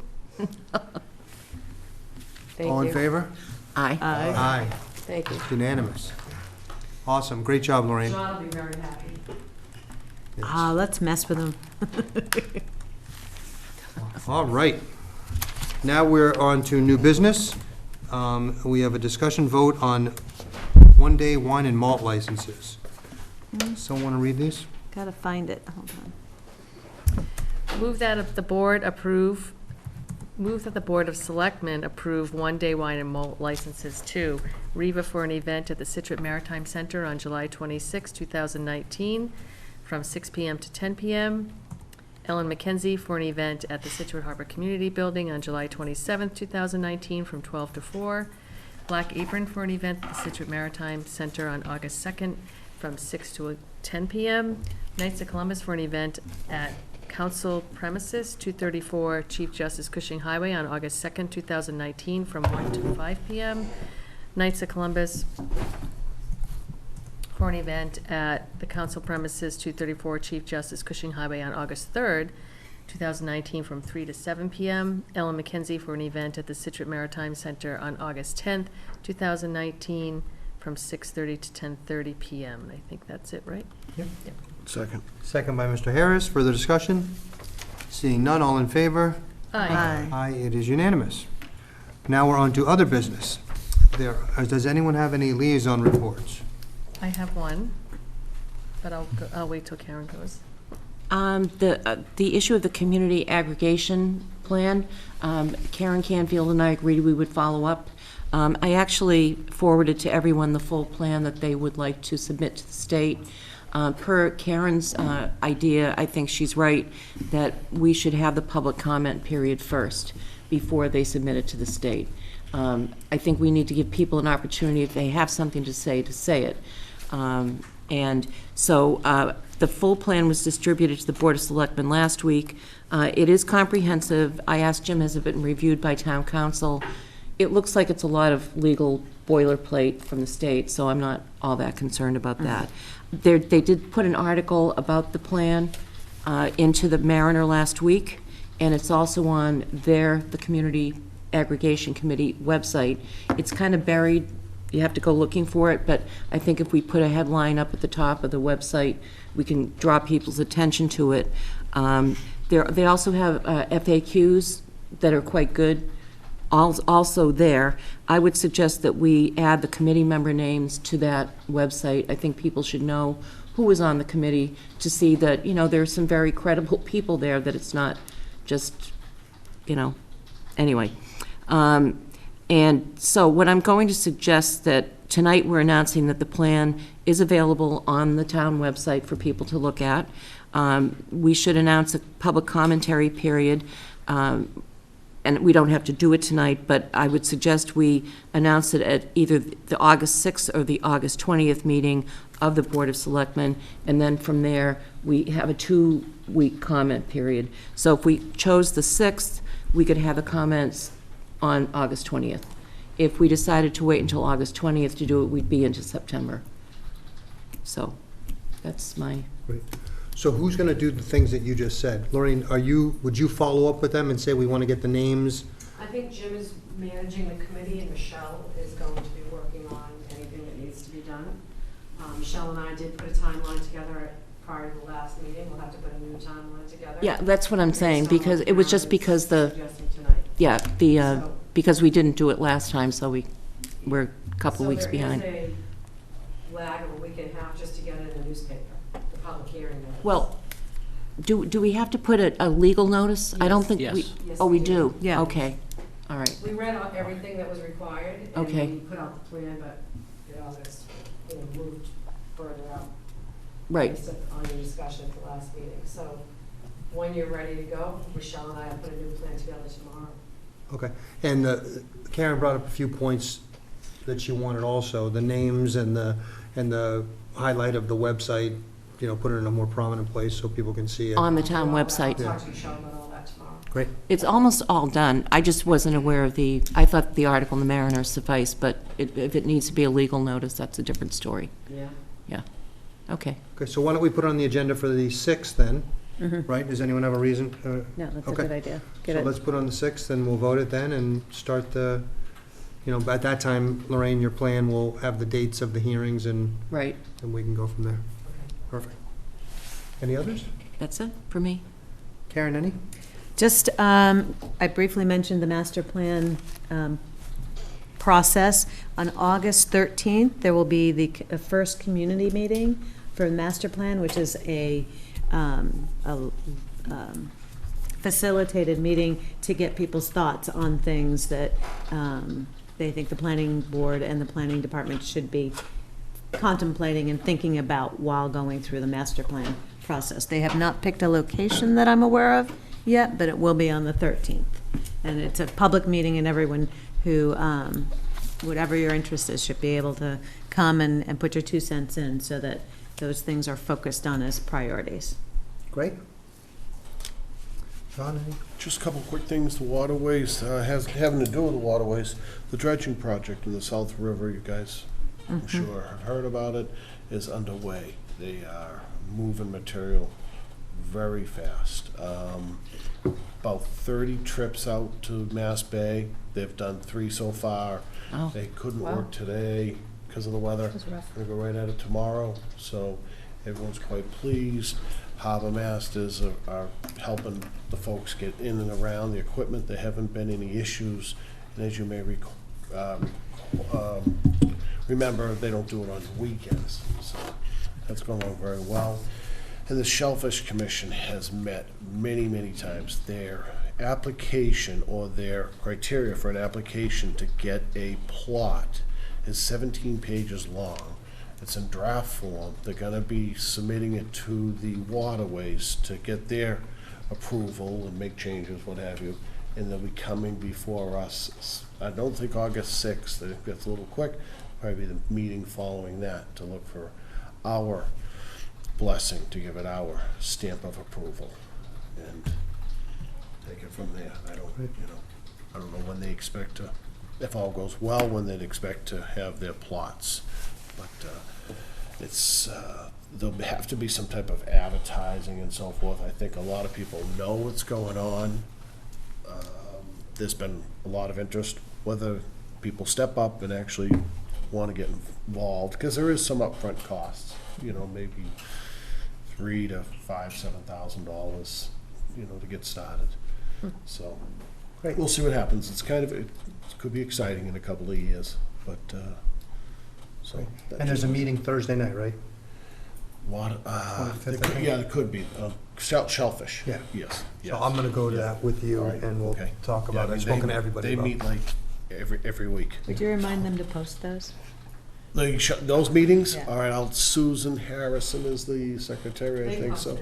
Do they? A lot of times they're on Tuesday nights, so, Oh, I just didn't. Cancel a couple because I forgot to. oh, all right, okay. They Susan just, and I have talked. Okay. I just didn't see it on the site. Yeah, they don't know, do Lot of they all times- get put on our website, or? I'll Yeah. talk to her. Yeah. they meet at the WPA, they've met all over the place, wherever they can get a little meeting room. Talk about motivated. Maura? Quickly, in case anyone missed it, as the liaison to the Affordable Housing and the member, the Affordable Housing Trust, just want to congratulate Stephen Coulter and Stephen Irish and the Affordable Housing Trust, and thank the CPC, the governor, and the DCHD, Department of Community Housing Development, awarded Grantham $5.4 million, which is great, in addition to receiving a grant from HUD for $825,000, and also another grant from the State Affordable Housing Trust of $600,000. So the Lawson Green project is going to move forward. Good So job. that's exciting news, and a lot of great people here started. You know who else should be thanked too is Joe Armstrong, who really started this initiative to help educate the Scituate Housing Authority and the Affordable Housing Trust with the whole initiative. So it was great. So I wanted to thank him as well. So the last piece of that right now is tentatively scheduled for you for the 20th, your last meeting in August. They will need to Okay. come before you for a pilot payment in lieu of taxes agreement, which Joe DeVito is working diligently on right now. Great. Good stuff. They hope to break ground in October if we go through this next week. And that's all I have, Mr. Chair. Great. And you actually went to the event, I did go to the event, yes. It was a lovely event. and you represented Scituate with I did. other, With Stephen Coulter Right. and the Grantham Group. Who else was it? No, I can't quite remember. okay, well, great. Thank you for going, and that's great that project is moving forward. That is great That's news such for a good project. CPC. That is a hard category to get, moving in terms of CPC, and that's a huge, huge thing. Hopefully it'll be a model for some other Yeah. cities and towns. Yeah, there were 28 towns that received grants, so 1,500 affordable units are going to be added to Massachusetts as a result of this program. Wow. Yeah, it's great. Yeah, because I think a lot of us thought that project was not going to be moving forward, and Yeah. great location, Yeah. hits all the checks and boxes, so. Good job. Thanks for going to that, Maura. Any pleasure. other reports? No, sir. Right. I can't remember. And correspondences. I think all that we have, oh, Two things. The coast, protecting our coast on July 30th. oh, yeah, that's a really important one, thank you. Is it in the package? I don't have that. But you can take this if I don't have it in my package, so, yeah. Straightening order. Thank you. The first is, as we all know, August 3rd and 4th is the Chamber of Commerce Scituate Heritage Days. Their schedule, their schedule is online. You can go and look it up on Facebook or on their page. It's quite packed, and I, for one, am looking forward to it. The other thing is Tuesday, July 30th, from 6:30 to 8 p.m. I think we mentioned this last week, but Coastal Advisory Commission is putting together, has put together a Protecting Our Coast public forum that will be held at the library, and it's a great way to find out what we're doing to protect the coast, what we're planning, what's spending, and where's the money coming from. So that is another important public forum. Can someone from the board attend that? I'm out of town on the 30th. That's a good question. And who is that sponsoring it? It's the Coastal Advisory. Commission. Our own commission? With Kyle Oh, and Brad. and one more. Nobody gives me the good stuff. So Touch a Truck Day will be held on Friday, August 30th from 9 a.m. to 12 p.m. out here in front of Town Hall. It's an awesome day. Bring your kids down and they climb on all the equipment. There you go. Did you say the 30th? Start them up, drive them. July, yeah. Do you get to drive them? You do not. And that's all, Mr. Chair. Great. Yes. Something else? And I know that the library is having their, is it this Concerts? Thursday as well, I think? Wednesday's the concerts? Wednesday, is that? It's every Wednesday for the next, I think, month. Yeah. So Wednesday till, what's it, like It's 5 to 6. 7 or something? No, I think it starts at like 6 to 8 concerts on the lawn. If it's happy, you can go to the website and get the whole listing of what concerts are what day. But it's great. Grab a lawn chair and your kids and come listen to some music on the lawn. Great. It's really popular and it's like very cool. Good. Next item is approval of some minutes. I do have a comment. I just, Lorraine, can we look at page 73 of, I don't think the sentence is right, so it caught my eye. It's under, Is this in the minutes that you're talking Yeah, the first page for of the July minutes. 9th, and it's page 73 of 81 of the whole packet. about? Minutes though? First. Page 1, right under report of the town administrator. Okay. The last sentence in the third paragraph, I think it's switched, but I may be wrong.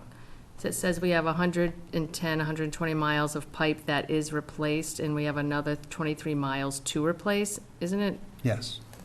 Isn't it the other way around? Yes. Yeah. So I just wanted to. We've replaced 23. So I just wanted to correct that. I know. So, but I just wanted to make sure we flipped that, and it caught my eye. So yeah, that was it. Other than that, I don't have any comments. Can I have a motion to accept them with that change? So moved. Second by Second? Karen? Ms. Curran. Further discussion? Seeing none, all in favor? Aye. Aye, it's unanimous. Awesome. And Jim, did you have anything else? Nope. Nancy? Great. Can I have a motion to adjourn and sign documents? So moved. Second by Ms. Curran. All in favor? Heck yes. Aye. Aye. It's unanimous. Good night, everybody. Night. Thank you.